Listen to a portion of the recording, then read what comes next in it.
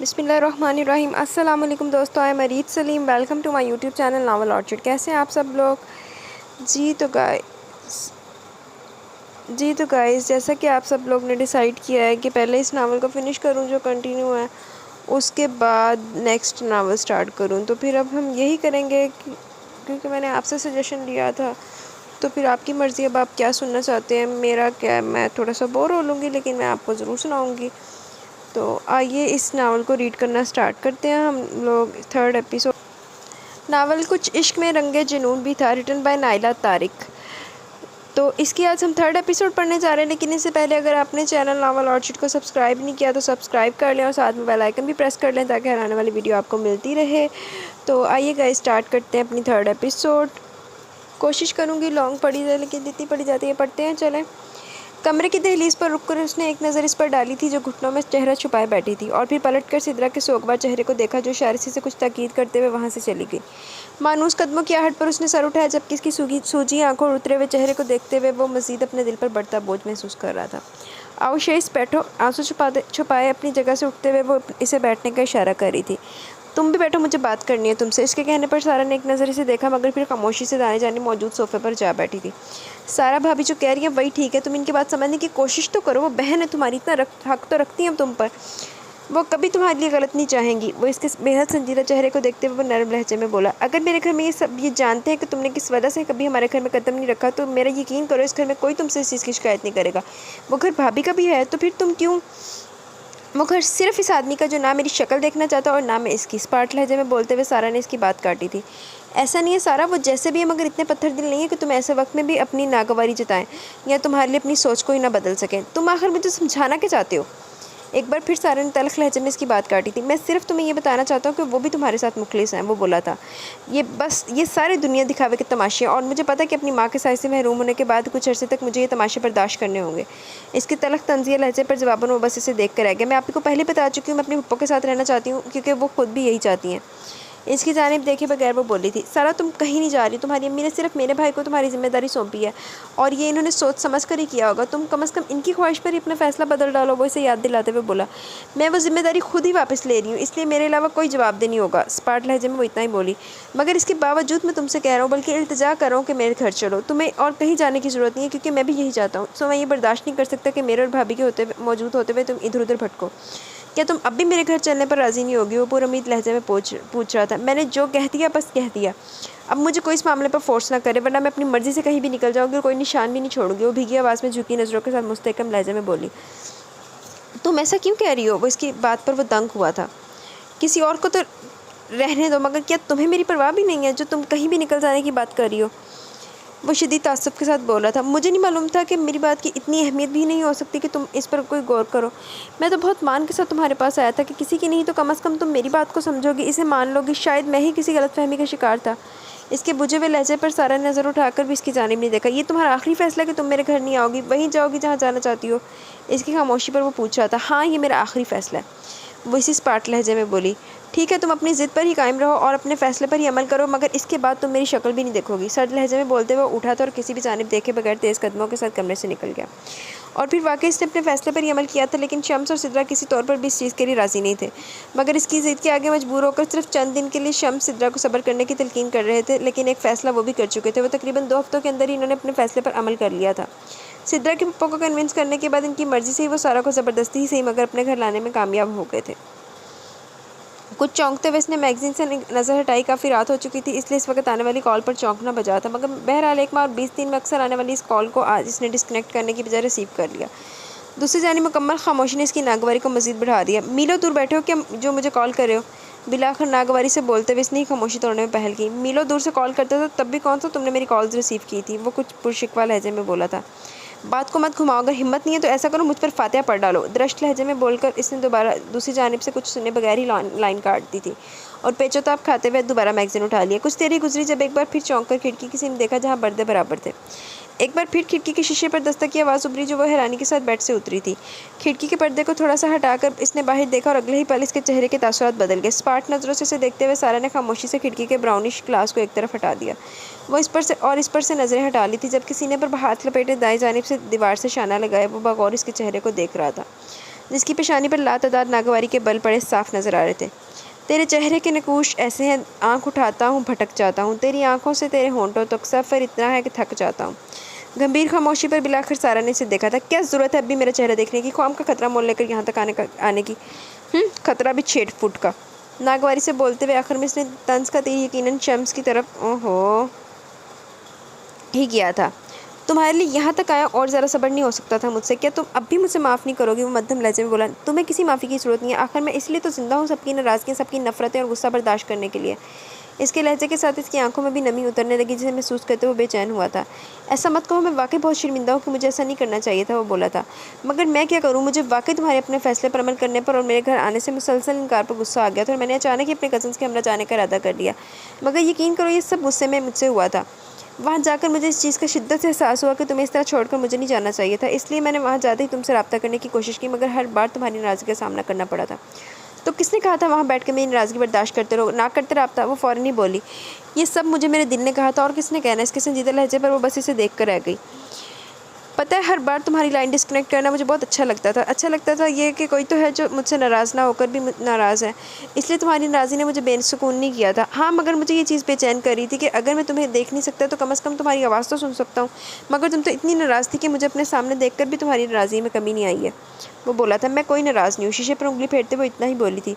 तो फिर मुझसे बात क्यों नहीं कर रही हो? और बात तो दूर की बात है, तुम मेरी तरफ देखना भी गवारा नहीं कर रही। तुम वो फिर शिकवा कर रहा था। यही शिकायत मुझे तुमसे है, तुम कौन सा गलती से भी मेरी तरफ नज़र उठाकर देखते हो, सबके सामने ऐसा जाहिर करते हो जैसे तुम्हारे सामने मैं मौजूद ही नहीं हूँ। वो खफकी के साथ बोली थी। देखता हूँ तो कहती हूँ देखने की क्या ज़रूरत है, और नहीं देखता तो मैं सबके सामने की बात कर रही हूँ। सारा ने नागवारी के दरमियान में से जताया था। भाभी ने जब मुझे बताया कि तुम यहाँ आ गई हो तो मैं बहुत मुतमिन हो गया था। सोचा था कि अब यकीनन भाई के साथ इस घर में रहते हुए तुम अपना दिल इनकी तरफ से साफ कर लोगी, मगर यहाँ तो इसी तरह मार के चल रहे हैं। वो कुछ मायूसी के साथ बोला था।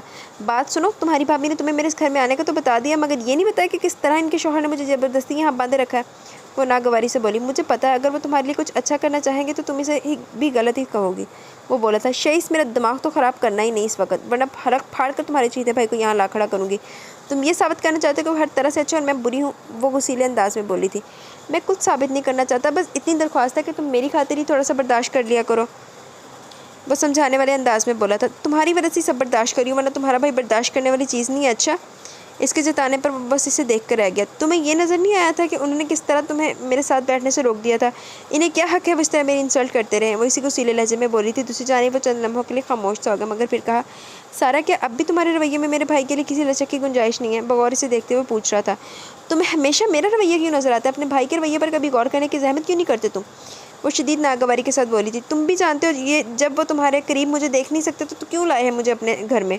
क्या इस तरह सबके सामने मुझे बेइज्जत करने के लिए? मैं इनका ये रवैया कब और कैसे और कब तक बर्दाश्त करती रहूँगी? मैं सब जानता हूँ, लेकिन इस बारे में इनसे मैं वो सब नहीं कह सकता जो तुमसे कह देता हूँ। वो दरमियान में बोला। हाँ, मुझसे कह देते हो कि, मगर भाई से ऐसा कुछ नहीं कह सकते, इसलिए मुझे ही झुकने पर मजबूर करते रहोगे, है ना? वो नागवार नज़रों से देखते हुए बोली थी।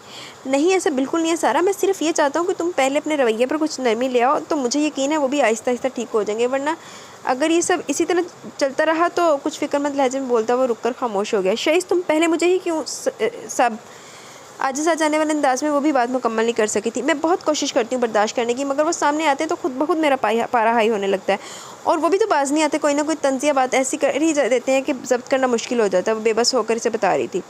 तुम दोनों इसी तरह डटे रहोगे तो मेरा क्या होगा सारा? इसके कहने पर सारा ने एकदम ही उमड़ आने वाली मुस्कुराहट को रोकते हुए इसके परेशान चेहरे को देखा। सुनो, अगर तुम चाहते हो कि सब कुछ ठीक हो जाए तो अपने भाई से कहो कि वो जैसा कहेंगे अब तुम वैसा ही करोगे, और ये भी कि वो जिस लड़की से चाहे तुम्हारी शादी करवा सकते हैं, तुम हरगिज़ इनकार नहीं करोगे। इत्मीनान से मशवरा देते हुए सारा ने फ़ौरन ही हाथ बढ़ाकर इसका बाजू पकड़ के रोका था। नाराज़ होकर क्यों जा रहे हो? अब ये भी मैं बताऊं? वो खफकी से देखते हुए बोला था। तुम जानते हो मैं सिर्फ मजाक में ऐसा कह रही थी। वो मुस्कुराते हुए बोली थी। ये कोई मजाक में भी करने वाली बात है सारा, इससे तो बेहतर है कि तुम मुझसे कोई बात ही ना करो। वो शदीद नाराज़ी से बोला था। आज इतने दिन गुजरने के बाद मैं तुमसे सिर्फ तुम्हारी बात करने आया हूँ, और तुमको अच्छी बात करने की बजाय तकलीफ बातें कर रही हो बगैर कुछ सोचे समझे। तुम मजाक में भी इतनी बड़ी बात कैसे कर सकती हो, जिसके बारे में मेरे लिए सोचना भी बहुत बड़ा गुनाह है। अच्छा, मैं कोई गलत बात नहीं करूँगी, मान जाओ, वरना इसी खिड़की से निकल कर बाहर आ जाऊँगी। देख लेना तुम्हारे भाई ने तो तुम्हें तो बस सीने से लगाए रखेंगे, मगर इनका सारा अताब मुझ पर ही नाजिल होगा। वो मुस्कुराते हुए बोली थी। फिर वही बात, अब इनका जिक्र करके तुम और मुझे परेशान करो। वो हल्की सी झंझलाहट के साथ बोला, जिस तरह जान निकलती है ना तुम्हारी इनसे, दिल तो चाहता है इनसे पहले तुम्हारी गर्दन दबा दूँ। इसके कहने पर बस इसके हंसते चेहरे को देख कर रह गया। और बात सुनो, ज़रा अपने इस नमूने भाई को समझा दो, वरना इसे इस्तेमाल करके मेरा इस घर से निकलना आसान हो जाएगा, वो बोली थी। अब इसमें भी तुम इस घर से निकलने के रास्ते ढूंढना चाह रही हो, वो खशमगी नज़रों से उसे देखते हुए बोला था। मैं ऐसा नहीं चाह रही, मगर वो मुझे उकसा रहा है। इतनी फ़िक्र तो संभाल कर क्यों नहीं रखते तोबा, इस कदर चिपको और ओवर इंसान है, कहीं से भी मुझे वो तुम्हारा भाई नहीं लगता। कानों को हाथ लगाते हुए जिस तरह हैरत से बोली, शेष के चेहरे पर मुस्कुराहट आ गई। तुम इसकी तरफ से बेफिक्र हो, बस थोड़ा सा लाउबाली इग्नोर करती रहोगी तो खुद ही ठीक हो जाएगा। वो तसल्ली दे रहा था। क्या मतलब खुद ही ठीक हो जाएगा, और कब तक इग्नोर करूँगा मैं इसकी फजूल बातें। अभी से बता दूँ तुम्हें, इसकी नीयत मुझे ठीक नहीं लगती, और ये बात मैं आप ही को भी बता दूँगी, और तुम्हारे बड़े भाई को भी शिकायत मत करना बाद में, वो वार्न करते हुए बोली थी। ऐसा गजब मत करना, मैं तुमसे कहता रहा हूँ, तुम इसकी तरफ से बेफिक्र हो। मेरा भाई है, वो मैं इसे अच्छी तरह जानता हूँ। भाई वो बहुत तंग करता है मुझे, वो चिल्ला कर बोली। दरअसल इसे अभी कुछ पता ही नहीं है, तो इसीलिए मैं मुनासिब मौका देकर इसे समझा दूंगा कि तुम्हें तंग ना करे। वो कुछ शर्मिंदगी के साथ बोला। समझा ही ना दो कहीं से, सारा ने इसे घूरा। और क्या नहीं पता इस ज़माने भर के सियाने को, यही के बोलते हुए इसने रुककर सारा को देखा, जो मुस्कुराती नज़रों से बगौर इसके चेहरे को देख रही थी, मगर अगले ही पल इसके झैंप को रुकने पर बेसाख्ता हंसी। अच्छा ये तो बता दो, लेडीज़ शॉपिंग का इतना अच्छा तजर्बा कब से है तुम्हें? अब तक कितनी लड़कियों को तहफ़ दे चुके तजर्बाकार इंसान। मुस्कुराहट छुपाते हुए सारा ने तिरछी नज़रों से उसे घूरा था। पहले ये बताओ तुम्हें पसंद आए वो सारे गिफ्ट्स, वो पूछ रहा था। हाँ बहुत उम्दा, बहुत अच्छे। दिल तो चाह रहा था कि एक एक चीज़ तुम्हारे बड़े भाई को दिखा कर लूँ, इन्हें भी तो पता चले कि कौन सी चीज़ तुमने किस जगह से मेरे लिए हासिल की है। बोलते हुए एक बार फिर मध्यम आवाज़ में हंसी, क्योंकि वह नाराज़ी से इसे देख रहा था। सारा तुम खुश नहीं हो ना यहाँ? बगौर इसके मुस्कुराते चेहरे को देखते हुए संजीदगी से सवाल कर रहा था। हाँ मैं बिल्कुल खुश नहीं हूँ, मगर जब से तुम आ गए हो तब से मैं बहुत खुश हूँ। इसने फ़ौरन ही कहने पर बस एक आज़ुदा सी मुस्कुराहट से साथ इसके चेहरे को देख कर रह गया। एक नज़र इसने बेड पर मुश्किल उछलती हनी को देखा और फिर सिद्रा को देखा था। तुम लेट जाओ, छोड़ो, सी मस्तियाँ ख़त्म ही नहीं होती इसकी तो। सोए हुए शरीर के करीब ही लेटते हुए वो बोली थी। नहीं मैं बाहर जा रही हूँ, आप सो जाएं, आप अब आराम से अपने बच्चों के साथ। हनी का हाथ पकड़ कर लिटाते हुए वो बोली थी। मैं भी आपके साथ जाऊँगी। हनी फ़ौरन ही वापस उठ बैठी थी। मैं बाहर घूमने नहीं जा रही, अपने कमरे में जा रही हूँ, तुम सो जाओ फ़ौरन। सुबह स्कूल में थकती नहीं हो जो घर आकर भी एक जगह टिक कर नहीं बैठती। उसका सर दोबारा तकिए पर रखते हुए डपट कर बोली। यही सो जाओ, अब तो अपने कमरे में क्यों जा रही हूँ? सिद्रा ने कहा। सोच लें अगर इस वक्त आपके शौहर ने मुझे अपने चहीते भाई के कमरे में देख लिया तो? वो मुस्कुराहट छुपाते हुए बोली। ज़्यादा मत बोलो, अब ऐसा भी नहीं है। सिद्रा ने फ़ौरन ही से घूरा था। आज गर्मी ज़्यादा इसलिए मैं भी यहाँ आ गई हूँ। दोपहर में तो मेरा कमरा तपने लगता है, और एसी भी ख़राब पड़ा है। इन्हें वक्त भी नहीं मिल रहा ठीक करवाने का। अब लेट भी जाओ, थक गई होगी तुम भी। मैं मना भी करी थी, मगर तुम लगी रही मेरे साथ कपड़े धुलवाने में। इसे ऐसे ही बैठे देखकर वो बोली। तो और क्या करती, मुझे तो अब एहसास हो रहा है आप किस तरह इस पूरे घर को संभालती संवारती, और ऊपर से आपके बच्चे माशाल्लाह। हनी के बराबर लेटते हुए बोली थी। ऐसा ही होता है शादी के बाद, तुम भी देख लो, यही सब करना तुमने भी। वो मुस्कुराते हुए बोली। आप तो इस तरह मुझे डराती हैं जैसे शादी ना हुई कैद व मुशक्क़त हो गई, वो बोली थी। सारा मुझे तुमसे कुछ कहना था। कुछ देर बाद सिद्रा की आवाज़ पर इसने आंखें खोल कर देखा। हाँ बोले, क्या बात है? तुम्हें शायद मेरी बात अच्छी ना लगे, और मुझे पता है कि तुमसे मुझे ये कहने की ज़रूरत भी नहीं होनी चाहिए, मगर तुम खुद बहुत समझदार और मामला फ़हम हो, इसलिए मैं नहीं चाहती कि किसी भी वजह से तुम्हारी दिल आज़ारी हो। तुम आगे भी कोई ऐसा मौका मत आने देना, वरना तुम जानती हो तुमसे ज़्यादा तकलीफ़ मुझे होगी। बोलते हुए वो रुकी थी, जबकि वो संजीदा नज़रों से इन्हें देख रही थी। मैं तुमसे साफ़ कहूँगी, शईस की तरफ से बहुत ज़्यादा एहतियात करना, कम अज़ कम शम्स की मौजूदगी में। रुककर सिद्रा ने इसके चेहरे के बदलते तासुरात को देखा। तुम समझ रही हो ना मेरी बात को? वो पूछ रही थी। जी, मध्यम आवाज़ में बोलते हुए अपनी जगह से उठी। एक तो मैंने समझ नहीं आ रहा कि अनादा चक्कर की चल रहा है, अगर इनका अंडरस्टैंडिंग है, कभी कहती है नहीं है, कभी कुछ समझ नहीं आ रही मुझे इनकी। ना सारा बाजी थी तो ना शईस थी। शईस तो वैसे इन्होंने ना वो नाजुक हसीना नहीं होती जैसे, वैसे संभाल के रखा हुआ है। क्या हुआ, तुम कहाँ जा रही हो? सिद्रा ने पूछा। कहीं नहीं, मैं नीचे लेटूंगी। इसने संजीदगा लहजे पर सिद्रा खामोश रही थी। नीचे कारपेट पर दूसरी जानिब करवट बदलते हुए इसने आंखें बंद कर ली। सिद्रा की बात का मकसद वो अच्छी तरह समझ सकती थी। इसे इनकी ताकीद बुरी नहीं लगी थी, मगर कुछ ऐसा अच्छा भी नहीं लगा था। लेकिन जानती थी कि सिद्रा खुद भी इसके मामले में बहुत हसास है। एक तरफ शौहर तो दूसरी तरफ बहन। वो इनकी मुश्किल, इनके खौफ को समझती थी, लेकिन इसके बावजूद इसे एक बोझ अपने हर वक्त दिल पर महसूस होता था। जब से वो वापस आया था, एक नज़र भरकर भी सबके सामने से सारा की तरफ नहीं देखा था। इसके साथ अजनबियत और लाताल्लुकी का तासुर सब पर डालना वो क्यों ज़रूरी समझता था। इसे भी मालूम था, जबकि वो खुद भी इसकी मौजूदगी में ज़्यादा देर तक नीचे नहीं रहती थी। कोशिश करती कि कम अज़ कम शम्स के सामने इसका शहीद से आमना सामना ही ना हो।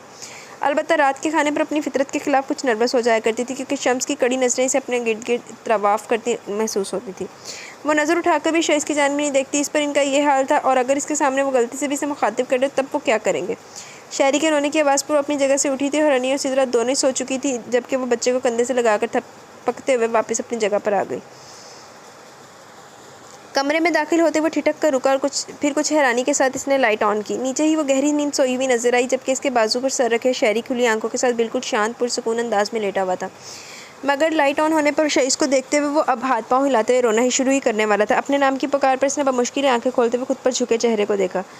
दूसरी जानिब इसकी सोई हुई गुलाबी आंखों में देखते वो ये भी भूल गया कि इसने सारा को जगाया क्यों है, जबकि इसके संजीदा चेहरे पर छाए तासुरात में कुछ था जो एकदम ही वो बेतहाशा धड़क उठने वाले दिल के साथ वो कुछ घबराए अंदाज में शानों पर दुपट्टा दुरुस्त करते हुए उठ बैठी थी।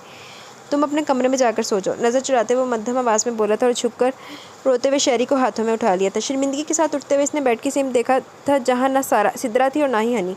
पता नहीं वो कितनी देर तक सोई रही थी। सिद्रा ने भी शायद जाते हुए से बेदार नहीं किया था। सॉरी, नीचे गर्मी बहुत थी आज, आप ही अपने साथ मुझे भी यहाँ ले आई थी। उन्होंने जगाया भी नहीं मुझे, वो शर्मिंदा लहजे में बोली। तुम माजरत क्यों कर रही हो? क्या मैंने तुमसे कुछ पूछा है जो तुम मुझे ये सब बता रही हो? शईस ने हैरत से देखा था। तुम्हें इस कमरे में आने के लिए किसी वजह की ज़रूरत नहीं है सारा, और ना ही मेरी इजाज़त की। अपने लफ्ज़ों पर जोर देते हुए इसने बाबर करवाया था। हूँ दे लफ्ज़ां ते लग रहा मैंने कहना तो निकाह होया पता नहीं यार, बड़ी कॉम्प्लिकेटेड सी स्टोरी है। अच्छा तो फिर चलो ये बात अभी अपने भाई के सामने मुझसे कहो प्लीज़। उजलत में से साथ चलने का इशारा करते हुए इल्तिजाई अंदाज में बोली। खड़े खड़े मेरे पैरों को नीचे से ज़मीन निकलवाने के लिए तैयार रहा करो तुम, वो मुस्कुराते हुए बोला, जबकि वो धीरे से हंसी। लाओ इसको, मुझे तो आप ही के पास ले जाती हूँ। इससे शहरी को लेते हुए वो चौंक कर दरवाजे की सिमत मुतवज्जा हुई और अगले ही पल शईस के साथ इसके चेहरे का रंग भी उड़ गया था, मगर फ़ौरन नॉर्मल भी होगी। तने हुए चेहरे के साथ वो जो दहलीज पर रुके थे बारी बारी एक नज़र इन दोनों पर डालते हुए आगे बढ़ आए थे।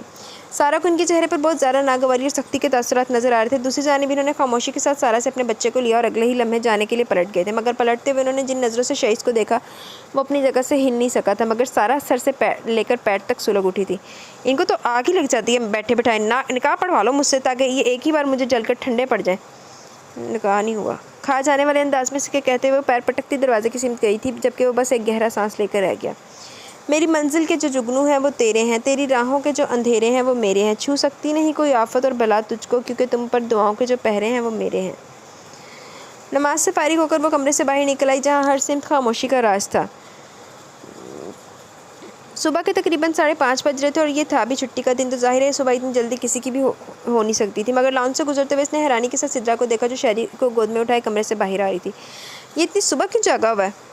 तबीयत तो ठीक है ना इसकी? तशवीश के साथ पूछते हुए इसने शायरी को अपनी गोद में ले लिया। कहाँ ठीक है तबीयत, सारी रात जगाया इसने, एक जगह सुकून से बैठने तक नहीं दिया। कमरे से बाहर लेकर टहलती रही उसे। किचन की सिम जाते हुए बता रही थी, बाहर क्यों इतनी खनकी हो जाती है रात में? वो हैरत से बोली। कमरे में रहती तो शम्स की नींद खराब हो जाती, रात में ये रोता है तो गुस्सा करते हैं। शायरी के लिए फिटर बनाते हुए बता रही थी, ये क्या बात हुई कि गुस्सा करते हैं? ये इनकी भी तो औलाद है, इन पर भी कुछ फ़र्ज़ है। ये नहीं, आप जागती हैं और सो रहे हैं आराम से, हद होती है। वो शदीद नागवारी से बोली। बेवकूफ़, ये इतना छोटा है, शम्स कैसे संभालने किसे? और फिर तबीयत गड़बड़ होती है इसकी तो मेरे अलावा ये किसी के पास नहीं ठहरता, तुम जानती तो। सिद्रा ने कहा था, इनके बचाव के लिए सारे दलाइल मौजूद होते हैं आपके पास। इसके मज़ीद नागवारी से कहने पर उस सिद्रा बस मुस्कुरा कर रह गई थी। इसका फीडर बनाकर मुझे दे, मैं संभाल लूँगी, आप सो जाएं। इसने कहा था, तुम फिक्र मत करो, अब ये भी सो जाएगा। फीडर पीते हुए बोलते हुए वो इसकी तरफ मुतवज्जा हुई, जो सलाम करते हुए किचन में दाखिल हुआ था। कुर्बान जाऊँ कैसा नूर फैला चेहरे पर। सिद्रा बोलते हुए हंसी थी, जबकि सारा ने भी मुस्कुराते हुए इसकी झैंपी मुस्कुराहट को देखा। सफ़ेद शलवार कमीज़ में मलबूस वो सर पर मौजूद जालीदार टोपी फ़ौरन उतार चुका था। अंदाज़ा लगाना मुश्किल नहीं था कि वो कहाँ से आ रहा है। तुम कैसे हो शहरी? सारा के करीब से गुजरते हुए इसने जानबूझकर बुलंद आवाज़ में शहरी को अपनी तरफ मुतवज्जा किया, जो मुंह बसोड़ते हुए मजीद इसकी भारी आवाज़ पर आड़ा तिरछा होने लगा था। बमुश्किल से बहलाते हुए वो खश्मगीन नज़रों से शईस को देख रही थी, जो शरारती मुस्कुराहट के साथ फ्रिज की सिमत बढ़ गया था। तुम अभी वॉक के लिए बाहर जाओगे? सारा से शहरी को लेते हुए इन्होंने पूछा था। जी बिल्कुल, आपको कोई एतराज़ है? वो बोला था, वैसे ही पूछ लिया था। खश्मगी लहजे में बोलते हुए वो किचन से निकल गई। रुको सारा, इसे भी सिद्रा के पीछे जाते देखकर वो पुकार गया। चलो मेरे साथ अगर मूड है तो। वो पूछ रहा था, हिटलर को मालूम हो गया तो? एक पल को सोचकर इसने कहा था, अभी ने कौन नींद से जगा कर बता रहा? तुम भाभी को बता दो, मैं जब तक चेंज करके आता हूँ। आगे बढ़ते हुए वो बोला था, हाँ दम घुट रहा होगा शरीफाना लिबास में। इसने पीछे से आवाज़ लगाई, जिसे वो अनसुनी कर गया। सिद्रा के कमरे के दरवाजे पर हल्की सी दस्तक देती वो लाउंज में ही दीवारगीर आदम साइज़ के आईने के सामने आ रुकी। दुपट्टा शानों पर डालते हुए इसने एक तनकीदी निगाह अपने अक्स पर डाली। टिपिंग प्रिंटेड कॉटन के लिबास पर शिकने बहुत ज़्यादा नुमायाँ नहीं हो रही थी। आध खुले बालों में उंगलियां फेरते हुए इसने एक नज़र करीब आती सिद्रा को देखा। मैं शईस के साथ वॉक पर जा रही हूँ। वो तराशीदा लटें समेट कर कान के पीछे करते हुए आईने में नज़र जमाए ही बता रही थी, कोई ज़रूरत नहीं थी सुबह बाहर निकलने की। सिद्रा ने फ़ौरन इनकार किया, मगर फिर इसके यकदम ही बिगड़ते तेवरों के साथ खामोशी से देखने पर कुछ गिड़बड़ाई थी। अच्छा ठीक है चली जाओ, मगर जल्दी आ जाना। इनकी खिफ़त ज़दा अंदाज़ पर वो बेसाख्ता मुस्कुराते हुए चेहरा दूसरी तरफ मोड़ गई। शर्म तो आती नहीं बड़ी बहन को आंखें दिखाकर धमकाते हुए। सिद्रा ने नागवारी के साथ इसके शाने पर धूप लगाई थी। मुझे क्या मालूम था मेरे आंखें दिखाते ही लाइन पे आ जाएंगी। वो मुश्किल हंसी रोकते हुए बोली, जा रही है तो ज़रा दुपट्टा तो ढंग से पहनो और ये बाल भी पूरे बांधो। वो ज़रा हुक्म से रोब से हुक्म दे रही थी। बात सुने, आपकी बहन कोई मलका हुसन नहीं है जो हिदायतें दे रही हैं। पहले यहाँ खून जला जला के नक्शे बिगड़ चुके हैं मेरे। आईने में शक्ल देखने को दिल नहीं चाहता। वो कुड़कर बोलते हुए आईने में चेहरा देख रही थी जिस पर सिद्रा बस इसे देख कर रह गई। इसकी अच्छी खासी खिलती हुई गंदमी रंगत इस वक्त और उजली उजली सी लग रही थी, मगर वो कुछ कहकर बहस में नहीं पड़ना चाहती थी। ग्लास डोर की तरफ बढ़ते हुए सारा ने इसे देखा। जीन्स के साथ वाइट टी शर्ट जेबतन किए सीढ़ियों पर रुका। वो जॉगर्स के तस्मे बांध रहा था और इसका इंतजार किए बगैर वो बाहर निकल गई। तारीकी की चादर छट चुकी थी। आसमान पर धीरे धीरे सफ़ेदी फैलती जा रही थी। दूर इस दड़बे में से मुर्गों की बांग वक्तन फवक्तन बुलंद हो रही थी। बरामदे के स्टेप्स उतरते हुए इसने गमलों की कतार के करीब टूट कर गिरी सदाबहार के फूल की छोटी सी सरसब्ज़ चंद फूलों और पत्तियों से भरी टहनी उठा ली थी और फिर इसे देखा जो तेज़ कदमों के साथ इसकी सिमती आ रहा था। यहाँ से गेट इतने फासले पर है कि वहाँ तक पहुँचते पहुँचते पैर शेल हो जाएं। तुम्हें ज़रूरत क्या है वॉक करने के लिए बाहर जाने की? यहीं चक्कर काट लिया करो। वो बेजारी के साथ आगे बढ़ते हुए बोली। मुझे तो आदत है, दिन में 10 बार आना जाना होता है, मगर कोई बात नहीं, अब तुम्हें भी आदत हो जाएगी। वो हल्की सी मुस्कुराहट के साथ बोला। मुझे कैसे आदत हो जाएगी? तुम्हारे पोर्शन से किसी दूसरे पोर्शन तक जाऊंगी तो तुम्हारे भाई के दम खुश्क हो जाता है। मेन गेट तक पहुंच गई तो मेरा भी दम खुश कर देंगे। और नागवारी से सर झटकती बोली। सारा जी, मुझे मुकम्मल यकीन हो चुका है कि घूंघट उठाकर तुम सबसे पहले मुझसे मेरे भाई का ही तस्करा करोगी। अल्लाह रहम करे मेरी समातों पर। गहरा सांस लेकर बोलते हुए वो इसके पीछे गेट से बाहर निकल आया था। वैसे तुम्हें इतना यकीन क्यों कि मैं घूंघट उठाऊंगी तो अपने भाई के तस्करे सुनने के लिए तुम ही मेरे सामने होगे? वो इंतहाई संजीदगी से देखते हुए पूछ रही थी, मगर अगले ही पल इसके नाराज़ी से देखने पर बेसाख्ता हंसी थी। निखरी फिज़ा और खुशगवार खुनक हवा में गहरी सांस पड़ते हुए इर्द गिर्द का जायज़ा लेती वो इसकी तरफ मतवजा हुई थी जो खामोशी के साथ इसके हमकदम था। क्या सोच रहे हो? इसने पूछा था। कुछ नहीं, एक नज़र इसे देखते हुए वो बोला था। तो फिर इस तरह खामोश क्यों हो गए? कोई तो बात करो। वो हैरत के साथ बोली। पहले मुझे ये यकीन तो होने दो कि तुम मेरे साथ हो। वो संजीदा लहजे में बोला। मैं तो हमेशा से तुम्हारे साथ हूँ, फिर बेयकीनी किस बात की है? सारा ने हैरान नज़रों से इसे देखा था। पता नहीं क्यों, मगर कभी कभी अचानक एक खौफ सा दिल में सर उठाता है। वो इसकी जानिब देखे बगैर बोला। कैसा खौफ? वो बगौर इसके चेहरे की संजीदा तासुरात को देख रही थी। मैं इस खौफ को कोई नाम तो नहीं दे सकता, मगर बस ऐसा लगता है कि तुम कहीं गायब हो जाओगी और मैं तुम्हें ढूंढता रह जाऊँगा। वो मध्यम लहजे में बता रहा था। वह मैं तुम्हारा, और मैंने कहा गायब होना? तुम्हारे भाई ने तो मुझे कमर से भी निकाल लाना है। वो तमस्कर उड़ाने वाले अंदाज में बोली। फजूल बात मत किया करो सारा, 1 मिनट में रूह खींच निकालती। वो शदीद नाराज़गी के साथ बोला था, जबकि वो बस इसे देख कर रह गई। हीरोनू साढ़े नाराज़ होने के अलावा और कोई काम ही नहीं है। सच तो यह है कि तुम सब ने मिलकर मेरे दिल में खौफ बिठा रखा है। कुछ भरोसा नहीं होता कि कब क्या हो जाए। वो मज़ीद बोला। और सब में पहला नंबर तुम्हारे हिटलर भाई का आता है, ये भी याद रखना। वो खुद से बोली। और अपने बारे में क्या ख्याल है? वो इसे देखते हुए पूछ रहा था। जाहिर है मेरा नंबर इनके बाद ही आता है। बोलते हुए वो धीरे से हंसी थी। आखिर मान लिया ना तुमने कि तुम दोनों काफ़ी हो मुझे हरासा करने के लिए? वो शिकायती नज़रों से उसे देखते हुए बोला। कोई और बात करो शेइस, कि तुम इसलिए मुझे साथ लाए हो? वो कुछ बेजार होकर बोली थी। हाँ, मैं इसी मौसम पर तुमसे बात करना चाहता हूँ। मैं घर में इतनी आज़ादी के साथ तुमसे कोई बात भी तो नहीं कर सकता। वो साहबगोई से बोला, जबकि वो बस हाथ में मौजूद टहनी से पत्ते खींच रही थी। अच्छा ये बताओ, तुम्हें सब घर वाले कैसे लगे? क्या राय है तुम्हारी इन सब के बारे में? मैं ये जानना चाहता हूँ। इसकी खामोशी को महसूस करते हुए बोला। सब अच्छे हैं, इज़्ज़त और एहतराम की निगाह से देखने वाले। तुम्हारे घर के सभी बड़े बहुत शफ़क़त के साथ मुझसे मिलते हैं, अलावा तुम्हारे भाई के। वो जताने वाले अंदाज में बोली थी। वैसे मैंने महसूस किया, बल्कि देखा भी है, घर के सब बड़े और कज़न्स वगैरह भी तुम्हें काफ़ी से ज़्यादा अहमियत देते हैं। इतनी पजीराई तो तुम्हारे दीगर भाइयों को भी नहीं मिलती। वो मुस्कुराते हुए बोली। और मुझे ये देखकर बहुत अच्छा लगता है, एक अजीब सी खुशी महसूस होती है। ये सुकून भी होता है कि तुम्हारे इर्द गिर्द कितनी मोहब्बत करने वाले लोगों का जगमगट है। वो मज़ीद बोली। हाँ, तुमने सच कहा। इतनी मोहब्बतें हासिल होने पर मैं अल्लाह का शुक्र भी अदा करता हूँ। मगर पता है क्या, हर दिन कोई एक लम्हा ऐसा ज़रूर आता है जिसमें एक सन्नाटा सा मुझे अपने घेरे में कैद कर लेता है। इतनी मोहब्बत और अहमियत देने वाले रिश्तों के दरमियान मुझे अपनी ज़ात बिल्कुल अलग थलग और तन्हा महसूस होती है। बहुत खामोशी से लम्हा गुजर जाता है और एकदम ही सब कुछ नॉर्मल हो जाता है। मगर वो एक लम्हा किस कदर भारी होता है मुझ पर, इसका अंदाज़ा सिर्फ तुम कर सकती हो। मध्यम आवाज़ में बोलते हुए से देख रहा था। बहुत गलत बात है शेइस, मेरे करीब होने के बावजूद वो एक लम्हा भी कैसे आ जाता है? वो एकदम से रुक कर शिकायती लहजे में पूछ रही थी। अगर अब भी कोई ऐसा लम्हा आता है जिसमें तुम खुद को सारी दुनिया से अलग और तन्हा महसूस करो, तो खुदा का वास्ता है एक बार मेरे बारे में सोच लेना, क्योंकि तुम्हारी तन्हाई के इस लम्हे पर भी सिर्फ मेरा हक है। दुनिया के एक किनारे पर अगर सारे इंसान जमा और जो दूसरे किनारे पर तुम होगे, तो इतना यकीन रखना कि अल्लाह के बाद मैं भी तुम्हारे करीब तुम्हारे साथ मौजूद रहूँगी। इंतहाई संजीदगी के साथ बात ख़त्म करते हुए इसने वापस पलट कर शेइस को भी वापसी का इशारा दिया।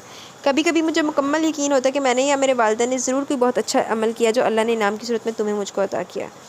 एक गहरी नज़र इसके चेहरे पर डालते हुए बोला। मैं जानती हूँ शेइस, तुम अपने भाई और मुझे लेकर परेशान हो जाते हो, मगर जिस ताल्लुक़ में इतनी गहरी दरार एक अरसे से मौजूद रही हो, इसे चंद दिनों में कैसे मैं पुर कर सकती हूँ? और फिर ताली कोई एक हाथ से तो नहीं बचती। वो बुझे हुए अंदाज में बोली।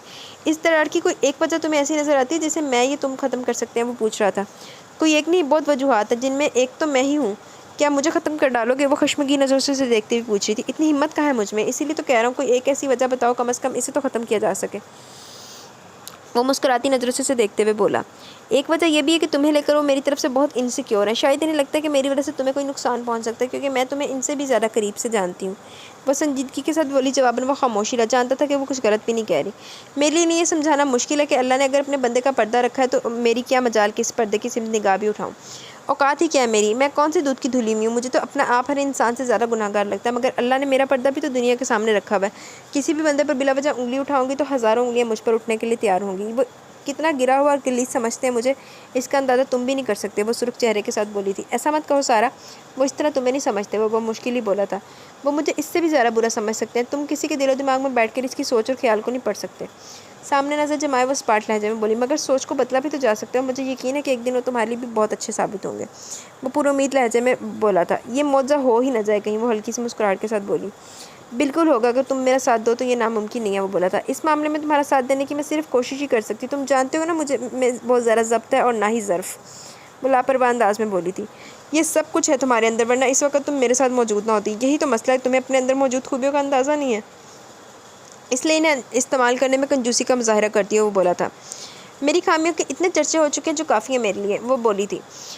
जवाबन वो बस इसे देख कर रह गया। अभी तुम्हारा फौरी तौर पर कहीं जाने का इरादा तो नहीं। वो पूछ रही थी। फ़िलहाल तो नहीं। क्यों? जवाब देते हुए शईस ने पूछा। क्योंकि आज मैं तुम्हारे लिए ब्रेकफास्ट तैयार करूँगी और सिर्फ हम दोनों टेबल पर होंगे। वैसे भी अभी तक कोई बेदार नहीं होगा। वो बोली थी। सच कह रही हो? तुम अपने हाथों से मेरे लिए ब्रेकफास्ट बनाओगी? वो हैरानी के साथ इसे देखता हुआ पूछ रहा था। हाँ बिल्कुल, क्यों, क्या हुआ? जवाबन वो हैरान हुई। मुझे किस जुर्म की सज़ा दे रही हो सारा? बोलते वो धीरे से मुस्कुराया, जबकि वह नागवारी से घूरते हुए रुक गई। अगर तुम्हारे भाई ने हमें एक साथ घर में दाखिल हो तो देख लिया तो तब देखूंगी तुम्हारी ये मुस्कुराहट कहाँ गायब होती है। वो जलकर बोली। तुम्हारे पास कभी कोई नई बात नहीं होती मुझसे कहने के लिए। बस ठंडी सांस भरकर बोला। नई बात बिल्कुल है कहने के लिए। वो फ़ौरन ही बोली। तो कहो, कान तरस के हैं मेरे। वो स्टार्ट पर लहजे में बोला। जल्दी घर चलो, वरना सूरज सर पर आ गए तो धूप में तुम्हारी आंखें यूँ हो जाएंगी। बोलते हुए सारा ने चिंथियाई आंखों के साथ इसकी नकल उतारी थी। अच्छा, ऐसा कार्टून दिखता हूँ मैं धूप में? एक मिनट रुको ज़रा। धमकाने वाले अंदाज में बोलते हुए शईस ने रुककर एहतियातन इर्द गिर्द देखा, जिस पर वो पहले ही खबरदार होकर बमुश्किल हंसी रोकती सूरत से भागती यानी गेट की सिमत गई थी, जो बहुत ज़्यादा दूर नहीं था।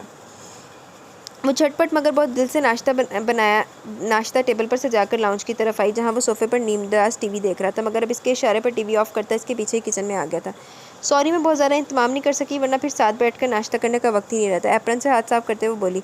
ये भी बहुत ज़्यादा कर लिया तुमने, अब जल्दी आओ। वो बोला था। बस सारी हूँ, एक पराठा रह गया। गरम गरम पराठों की प्लेट टेबल पर रखते हुए वो वापस पलट गई। बनाया क्या तुमने? टेबल का जायज़ा लेते हुए पूछ रहा था। कीमा फ्राई किया, साथ में रायता भी और अंडों का हलवा। पराठा तवे पर डालते हुए वो रवानी से बोली। मेरे खुदा, मैंने अपनी ज़िंदगी में इतना लजीज हलवा नहीं खाया। वो बड़ी रगबत से हलवा खाना शुरू भी कर चुका था। अगर तुम हलवा चखने के बाद ये जुमला कहते तो मैं इस वक्त हवाओं में उड़ रही होती। वो इसे घूरते हुए बोली। दरअसल मैं एहतियातन पहले अपने आप को तसल्ली देना चाहता था। वो धीरे से हंसते हुए बोला। मुझे ऐसा ही खाना बनाना आता है। पता नहीं लोग कैसे ज़िंदगी के इतने कीमती वक्त किचन में खाना बनाने, इसे सजाने संवारने में गुजार देते हैं। पराठा सेंकते हुए बड़ी संजीदगी से बोली और फिर चौंक कर पलटते हुए किचन में दाखिल होते शाहरुख को देखा, जिसने पहले आंखें हैरत से फाड़ कर इन दोनों को, फिर टेबल पर सजे लवासमात को देखा। ये भी जल्दी बेदार हो गई थी तो मैंने इनसे नाश्ते के लिए कह दिया था। इनके कुछ कहने से पहले शईस ने अपनी गड़बड़ाहट छुपाकर इत्मीनान से बताया। छोटे भाई, मौका देखकर चौका लगा ही दिया तुमने। दिल जला देने वाली मुस्कुराहट के साथ शाहरुख ने इसके शाने को थपथपाया। बको मत, और इतनी जल्दी कैसे उठ गए? आज तो कोई मैच भी नहीं है। वो नागवारी से घिरकते हुए बोला था। दूसरी जाने वो बुद्ध बनी खड़ी शान को देख रही थी, जो आस्तीन चढ़ाता वहाँ दम का।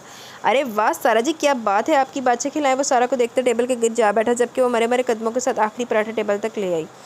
अब इंतज़ार किसका भाई, और यलगार हो। मज़ाहिका के अंदाज में शाहरुख ने लारा लगाया। अगले ही पल वो दोनों नाश्ते पर टूट पड़े। खामोशी के साथ इसने एक निगाह शईस पर डाली, जो उतरे हुए चेहरे के साथ इससे नजरें नहीं मिला रहा था। अजी मोहतरमा, ये पराठे ना काफ़ी हैं, अपने मुबारक हाथों से बस पराठे बनाती जाइए। बड़ी लगावट के साथ शाहरुख ने इसे हुक्म दिया, जो गहरा सांस लेकर टेबल के पास से हट गई। छोटे भाई, आप भी तो कुछ लें।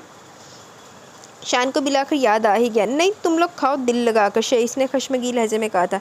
क्या समझ रहे थे मैं ख्वाब खरगोश में गरक तुम्हें अपने हक पर डाका डालने दूंगा? नवाला मुंह में ठूंसते हुए शाहरुख ने मजीद इसके ज़ब्त का पैमाना लबरेज किया। जवाबन इसने ज़बान से कुछ कहने के बजाय टेबल के नीचे से कार्रवाई की, मगर शाहरुख भी डटाई से हंसते हुए इसकी ठोकर से आ गया। अरे कमाल हो गया भाई, क्या लज्जत है मोहतरमा के हाथों में, क्या शहाना जायका, मज़ा आ गया। हाथ रोके बिना शाहरुख इसकी तारीफ़ों के टोकरे बरसा रहा था, जिसकी परेड लग गई थी। एक के बाद एक पराठा टेबल तक पहुंचाते वो हाल से बेहाल हो रही थी। इसे देखते हुए शईस की अपनी हालत डाउन होने लगी।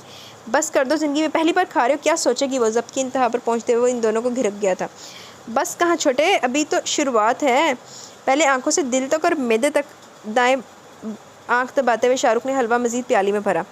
चाय ले आऊँ आप सबके लिए? थके थके अंदाज में सारा ने इन तीनों को मुखातिब किया, मगर देखा इसे जो परेशान चेहरे के साथ विराजमान था। अजी ले आइए आप, अगर जहर भी लाएंगे तो कौन कम वक्त इनकार करने वाला है। शाहरुख ने सार होने वाले अंदाज में बोला, जबकि वो खामोशी के साथ चाय थर्मस में निकालने लगी। बॉस बड़ी फरमाइशें पूरी करी है, इससे अच्छा मौका दोबारा नहीं आएगा, हिम्मत करो और यही हालत दिल बयान कर दो। शान का मध्यम आवाज़ में फूंका गया सूर शेष तक भी पहुंचा, जबकि सारा को देखते हुए शाहरुख के चेहरे पर मुस्कुराहट रहेंगी। तुमने चौका लगा दी छोटे भाई, अब देखो मैं छक्का कैसे लगाता हूँ। शेष को मुखातिब करते हुए इसने कॉलर जड़े, अजी मोहतरमा दिल जीत लिया आपने, अगर नागवार ना गुजरे तो हाथ पे बूसा लेकर कुछ कहने की जसारत कर सकते हैं। इधर शाहरुख चार्ज होती बैटरी के साथ उठा और उधर शहीद सूरत के साथ दरमियान में आ खड़ा हुआ। कुएं भर गए हैं दोनों के, तो सीधे बाहर जाओ। नागवारी के साथ इसने दोनों को बाहर जाने का इशारा किया। छोटे भाई अगर तुम मेरे रास्ते की दीवार बन ही गए तो इतना याद रखना। इसके शाने पर हाथ रखे शाहरुख बड़े दबंग लहजे में बोला, मैं तुम्हारा भाई जान हूँ यार, मेरे लिए रास्ता हमवार करने के बजाय तुम मेरे ही दिल का खून कर रहे हो। एकदम ही इमोशनल होकर बोलते हुए इसने अपने ना आने वाले आंसू साफ किए। शान इसे लेकर जाओ यहाँ से। वो झुलाकर शान से मुखातिब हुआ, जिसकी हंसी अब कहकम बदल गई थी कि हमेशा धीमे लहजे में बात करने वाले शहीद का चेहरा इस वक्त वाकई देखने वाला था। हुआ क्या है? वो जो हैरान खड़ी थी पूछते हुए शहीद की अकब से शाहरुख को भी देखने की कोशिश करी। देखो बेचारी को कुछ पता ही नहीं क्या हो रहा है, तुम हटो सामने से, तुम्हें कुछ समझाऊं। सारा तक पहुंचने की कोशिश करते शाहरुख ने दिलगीर अंदाज में दहाई दी। जो शहीद ने गर्दन मोड़कर एक नज़र हक तक खड़ी सारा को देखा और फिर बेसाख्ता उमड़ती मुस्कुराहट को रोकते शाहरुख को दोबारा परे धकेला। छोटे भाई एक बार सामने से हट जाओ, मेरे अंदर शैतान को मत जगाओ। इल्तिजाई अंदाज में फरियाद करते शाहरुख ने इसके सामने हाथ जोड़ दी, जिन्हें फ़ौरन ही थामकर शहीद ने बेसाख्ता हंसते हुए से गले से लगा लिया। छोटे भाई वो पीछे से हमला कर रहा है। शान बर वक़्त ही हलक के बल चीखा, जबकि सारा मजीद अपनी तरफ बढ़ते हाथ से बचने के लिए पीछे हटी थी। दूसरी जानिब शहीद से खुद से दूर धकेल चुका था, जो लड़खड़ाने के बाद अब तन कर खड़ा सीधा सामने खड़ा हो गया था। छोटे भाई आज या तो तुम नहीं या मैं नहीं। आस्तीन चढ़ाते हुए वो ललकार रहा था, मगर अगले ही पर ठक की आवाज़ गूंजी और शाहरुख की आंखों के सामने तारे झिलमिलाने लगे। सर दोनों हाथों से थामे वो पेंडोलम की तरह डोलते हुए पीछे हटा, जबकि सारा मुंह खोले पागलों की तरह हंसते शान को देख रही थी और कभी जो फ्राई पैन शाहरुख के सर पर मारने के बाद इसे ही घूर रही थी। मैं कौन हूँ, कहाँ हूँ, रोशनी करो भाई, इतना अंधेरा क्यों है? इधर उधर नाबीनों की तरह डोलते हुए शाहरुख दीवानों की तरह बोला और अगले ही पल दौड़ता हुआ किचन से भागा। इसके साथ ही शान के कह के रुके जब फ्राई पैन इसके कंधे पर लगा। मैंने क्या किया है? वो कंधा से हिलाते हुए झिलाया। 100 साल के रिटायर्ड कति नाकाबिल इस्तेमाल, तो कुछ कर भी नहीं सकता, सिर्फ तेल छिड़कता है। बीज जमा लो, फप्पा कुटनी, भाग यहाँ से। काट खाने वाले अंदाज में उसने दोबारा फ्राइंग पैन उठाकर शान को भागने पर मजबूर किया। अमन लगता वही आ गई है। ये मौका गनीमत जानकर वो सब कुछ छोड़ छाड़कर किचन से निकल भागी थी। इसी जानिब आते शम्स सूरत के साथ इसके सामने से हटे और हैरानी के साथ इसके पीछे आती मोमो को देखा, जो इन पर नज़र पड़ते अपनी जगह रुक गई। दुनिया सुधर जाएगी मगर तुम बाज नहीं आओगी, वापस जाओ और नाश्ता बनाकर लाओ मेरे लिए। नागवारी से घिरकते हुए इन्होंने हुक्म दिया, जो बुरी फंसी थी। इसके अलावा कोई चारा नहीं था कि सादतमंदी के साथ हुक्म बजा लाती। पुश्त पर फैले हल्के हल्के नरम बालों में उंगलियां फेरकर सुलझाते हुए वो लाउंज में ही आईने के सामने खड़ी अपने लिबास का तनकीदी जायज़ा ले रही थी। खिलता हुआ शॉकिंग पिंक सूट सिद्रा ने शम्स के ताए की बेटी से इसके लिए सिलवाया था, जो कि इसने बखुशी और दिल से सीने के बाद ये ताकीद की थी कि पहनकर इसे लाजमी दिखाया जाए। तंग शलवार के साथ शर्ट भी सादा थी, मगर नफासत के साथ सिलने के बाद खूबसूरती नुमाया थी। जिसकी कुछ देर बाद सिद्रा ने भी इसकी तारीफ़ की। जॉर्जेट का शॉकिंग पिंक महीन दुपट्टा जिस पर वाइट डॉट्स नुमाया थे, गले में डालते हुए वो इस वक्त भी आईने में अपने अक्स में गुम थी। जब अपने कमरे से बाहर निकलते शम्स ने शदीद नागवार नज़रों से उसे देखा और बिगड़ते तासुरात के साथ टीवी ऑन करने के लिए आगे बढ़ गए थे। जबकि इनकी नागवारी को महसूस करते हुए उन्हें खुद से सर झटकती दोबारा अपने बाल उंगलियों से संवारने लगी। तभी कमरे से शायरी की यकदम रोने की आवाज़ पर हड़बड़ाकर कमरे में भागी आई। हनी तुम इसे गोद में नहीं उठा सकती हो तो क्यों कोशिश करती हो? देखो गिर गया ना भाई। शायरी को कंधे से लगाते हुए इसने हनी को डांटा। मैंने कहाँ गिराई, ये तो खुद ही फिसल कर गिर गया। हनी की मासूमियत देखने वाली थी। सीधा तुम्हें कोई आवाज़ आ रही है? नहीं। शम्स की आमद का इसे पता नहीं चला, मगर इनकी धारने से तिल मिला कर रख दिया। क्यों बुला रहे हैं इन्हें? मैं संभाल रही हूँ ना, हो जाएगा अभी खामोश। कोशिश के बावजूद इसके लहजे में नागवारी उभर आई। मैंने तुमसे कोई बात नहीं की, लिहाजा अपने काम से काम रखो। वो भी इसी नागवारी के साथ बोले। जवाबन वो जलती भूनती शायरी को उनके हाथों में थमाती कमरे से बाहर निकल गई, मगर खुलते ग्लास डोर ने इसका मूड बहाल कर दिया। हालांकि सामने से आते शख्स से किसी तारीफ की उम्मीद रखना सरासर बेवकूफ़ी थी। ना ही इसने कभी इस चीज़ पर ज़्यादा ध्यान दिया था, मगर अभी आईने में खुद पर प्यार आने के बाद एहतियात कुछ बढ़ गई थी। दूसरी जानिब शहीद ने हैरान नज़रों से देखा, जो सीढ़ियों के पास ही रेलिंग पर हाथ रखे दिलावेश मुस्कुराहट के साथ इसे देख रही थी। क्या हुआ? शहीद के हैरान लहजे पर वो भग से उड़ी। कुछ नहीं, दिमाग पलट गया मेरा। बुरी तरह जलकर गुराते हुए वो सीढ़ियाँ चढ़ने लगी थी, मगर फिर इसकी पुकार पर रुकना पड़ा। दूसरी जानिब वो सीढ़ियों की सिमत आते आते एकदम ही रुका था, जिस पर सारा ने इसकी नज़रों के ताक़ुब में शम्स को देखा और जो इसी जानिब वजह थी। कुछ नहीं, गड़बड़ाकर बोलता हुआ इनकी कड़ी नज़रों से बचता हुआ आगे बढ़ गया, जबकि ऊपर जाते हुए बस एक नागवार निगाह इन पर डालकर रह गई। बमुश्किल आंखें खोलकर इसने सेलफोन कर देखा और फिर कसरमंदी के साथ दुपट्टा शानों पर डालती खिड़की की सिमत आई। क्या हुआ, खैरियत? गिलास एक तरफ हटाते हुए नींद में डूबी आवाज़ में पूछी थी। ये होनी कैसे होगी? इतनी जल्दी तुम पर नींद मेहरबान होगी? वो बोला था। हाँ, कोई मेहरबान हो ना हो, नींद तो होगी मेहरबान। वो आंखें मसलते हुए बोली थी। अरे हाँ, शाम को तुमने क्या बात कहने के लिए रोका था, जो हिटलर की वजह से बटली बदलनी पड़ी तुम्हें? एकदम ही याद आने पर पूछ रही थी। इनकी वजह से नहीं, मैं ही भूल गया कि तुमसे क्या कहना। वो टालने वाले अंदाज में बोला। यकीन से कह रहे हो ये बात कि इनकी वजह से तुम मुझसे नहीं कतराए थे? सारा ने तिरछी नज़रों से उसे देखा। ठीक है, मैं झूठ कह रहा था, मगर तुम जानती हो कि मैं अब तक इस काबिल नहीं हुआ हूँ कि इनके सामने आज़ादी के साथ तुम्हें मुखातिब कर सकूँ। वो हारे हुए अंदाज में कबूल कर रहा था। यानी अगर कभी ऐसा वक्त आए कि मैं मुसीबत में गिरफ्तार मदद के लिए इनके सामने तुम्हें पुकारूंगी, तुम मुझे नज़रअंदाज कर दोगे क्योंकि तुम इनके खिलाफ जाने की हिम्मत नहीं कर सकते। वो चुपते लहजे में बोली थी। तुम मुझसे ये सवाल करने की बजाय खुद अपने दिल पर हाथ रखकर ये यकीन से कहो कि मैं ऐसा खुदगर्ज इंसान हूँ जो किसी को राज़ी रखने के लिए तुमसे नज़रें चुरा लूँगा। इसके बेइंतहा संजीदा लहजे पर पेशानी पर बल डाले बस इसे ही देख रही थी। मैं मानता हूँ कई बार नज़रअंदाज करना पड़ता है, मगर सिर्फ इसलिए कि मैं मामलात को मज़ीद उलझाना नहीं चाहता। अगर मुझ में इनके खिलाफ जाने की हिम्मत ना होती तो मेरे और तुम्हारे दरमियान कुछ नहीं होता। बहुत पहले ये सब कुछ ख़त्म हो गया होता। बताओ तो इस तरह रहे हो जैसे अपने भाई के सामने मेरे लिए डट कर तुमने मुझ पर कोई एहसान किया है। वो नागवार नज़रों से देखती बोल उठी। बात को गलत रंग मत दो सारा, ना मैंने तो किसी पर एहसान किया और ना ही तुम्हें गलत कह रहा हूँ। वो कुछ नाराज़ी से बोला। ये तुम भी जानती हो इन्होंने कभी इस चीज़ को पसंद नहीं किया, मेरा तुमसे कोई ताल्लुक भी है, मगर वो भी ये जान चुके हैं कि इनकी कोशिश के बावजूद मैं तुमसे लाताल्लुक़ नहीं रह सका हूँ, मगर वो इस चीज़ को कबूल करने पर तैयार नहीं किया। तुम्हें ये बेहतर लगता है कि मैं ज़बरदस्ती इन पर अपना फ़ैसला मुसल्लत कर दूँ, जज्बाती होकर इनके सामने सर उठा दूँ, सारा लिहाज भूल जाऊँ, इनके खिलाफ खड़ा हो जाऊँ, फिर तुम्हें यकीन आ जाए कि मुझ में कितनी हिम्मत है। वो इससे पूछा था। तुम्हें ये लग रहा है मैं तुम्हें उकसा रही हूँ? मेरे लिए तुम इनके सामने खड़े हो जाओ, इस घर की ईंट से ईंट बजा दो और दो टोक अपना फ़ैसला इन पर थोप दो। वो नागवार लहजे में पूछ रही थी। तो फिर तुम्हारे इन तानों से और क्या मतलब अखज़ करूँ? जब वो जवाबन सवाल कर रहा था। ऐसे कितने ताने दिए मैंने जो तुम इस तरह बोल रहे हो? वो भड़कने वाले अंदाज में बोली। वैसे ना इस नावल में हीरोइन तड़फती रहती है, भड़कती रहती है, नागवार लहजे में बोलती रहती थी। हीरो या नाराज़ हो या तो ये अपनी सफाइयाँ पेश कर देना। अगर तुम्हारे चहीते भाई की किसी बात से मुझे तकलीफ़ पहुँचती है, इसका जिक्र मैं तुमसे करूँगी तो ये तुम्हें ताने लगता है। ठीक है, फिर मुझे तुमसे कोई बात ही नहीं करनी चाहिए। वैसे भी बकौल तुम्हारे भाई के मैं इस काबिल ही नहीं हूँ कि मुझसे कोई बात की जाए, तो बेहतर है कि तुम भी इनके नक्शे कदम पर चलो। बिगड़े अंदाज में बोली। मैंने ये कब कहा तुम मुझसे कोई शिकायत ना करो? बेशक तुम्हारी इस बात का गिला मुझसे करो जिससे तुम्हें तकलीफ़ पहुँचती है, इसे अपने दिल में रखकर खुद को अजियत ना दो, मगर इस शिकायत को ताना बनाकर मुझ तक ना पहुँचाया करो। इसलिए नहीं कि मुझे बुरा लगता, बल्कि इसलिए कि मुझे अपने आप से शर्मिंदगी महसूस होती है। इतना अर्सा गुजरने के बावजूद मैं तुम सबके सामने तुम्हें इस मुकाम तक नहीं पहुँचा सका जिस मुकाम पर तुम मेरे दिल में मौजूद हो। इसके मध्यम गंभीर लहजे में चंद लम्हों तक खामोशी से इसकी इल्तिजाई नज़रों में देखती रही। बस क्या और भी कुछ कहना है? वो उस पाठ लहजे में पूछ रही थी। सारा वो जीच हो जाने वाले अंदाज में से देख रहा था। नहीं, वाकई मुझे नींद आ रही है। तुम्हें मजीद कुछ कहना है तो कहो, मैं सुन रही हूँ। नागवारी छुपाए वो बोली। माजरत करने आया था तुमसे। गहरी सांस लेकर बोला, जबकि वो बस सवालिया नज़रों से देख रही थी। सुबह तुमने इतनी मेहनत से नाश्ता बनाया, मगर सब कुछ दरम बरम हो गया। ये वो बगौर इसके तासुरात देखते हुए बोला। तो क्या हो गया? कौन सा क़यामत आ गई है? मैंने तुमसे कोई शिकायत की जो तुम माजरत कर रहे हो? क्या मेरा दिल और मेरी सोच इतनी छोटी है कि मैं ज़रा सी बात के लिए तुम्हें माफ़ी मांगने पर मजबूर कर दूँ? वो बिगड़े तेवरों के साथ इसे देख रही थी। मुझसे बहुत बड़ी गलती होगी जब तुमसे बात करने यहाँ आ गया। मुझे अंदाज़ा नहीं था कि तुम मेरी ज़रा सी बात को भी तनकीदी नज़रों से देखोगी। वो पीछे हटते हुए शिकायती नज़रों से देख रहा था। मैं तुम्हारी बातों को पकड़ के तनकीद करती हूँ, वो तेज़ लहजे में बोली। इस वक्त तो कुछ ऐसा ही लग रहा है। वो संजीदगी से बोला। पहली बात तो ये कि इस तरह मुझसे बात मत करो। मैं किसी भी तरह बात करूँगा तुम्हें वो गलत ही लगेगी, तो बेहतर यही है कि मैं खामोश हो जाऊँ। वो इसकी बात दरमियान में काटते हुए बोला। अब दूसरी बात भी कह दो। इसके नागवारी से देखने पर वो बोला, मगर इसकी मुस्तकिल खामोशी पर वो जाने के लिए पलट गया। I hate you. इसकी पुश्त को घूरते हुए फनकारी थी, जिस पर वो एकदम ही रुक कर इसकी तरफ मतवज्जा हुआ। क्या कहा तुमने? वो दंग नज़रों से देख रहा था। आई हेट यू, वो चबा कर बोली। अच्छा, तो फिर सेम टू यू। इत्मीनान से बोलता वो कमरे की सिमत पड़ गया। जिस इंसान ने मोहब्बत का इजहार कभी ना किया हो, उसे नफरत का इजहार करने से पहले डूब मरना चाहिए। वो बुरी तरह तिलमिलाकर बोली। दूसरी जानिब अपने कमरे का दरवाज़ा बंद करने से पहले शईस ने रुककर सामने खिड़की में तमतमाते इसके चेहरे को देखा था।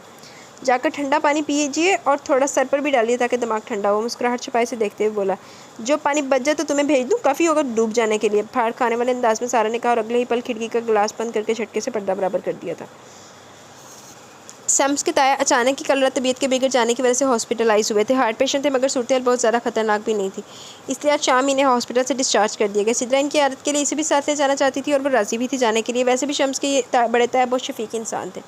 सिद्रा से इनके हॉस्पिटल जाने की खबर सुनकर वो भी अफसुर्दा और परेशान हुई थी और दिल में इनकी सेहत और सलामती की दुआएं भी मांगती रही थी। पहली बार सारा का इनसे सामना यही हुआ था। मैदे की तरह सफ़ेद पुरनूर चेहरा, दराज कामत रखने वाले एक बारेश बुजुर्ग को अपने सामने देखकर इसकी तो ज़ुबान ही बंद हो गई।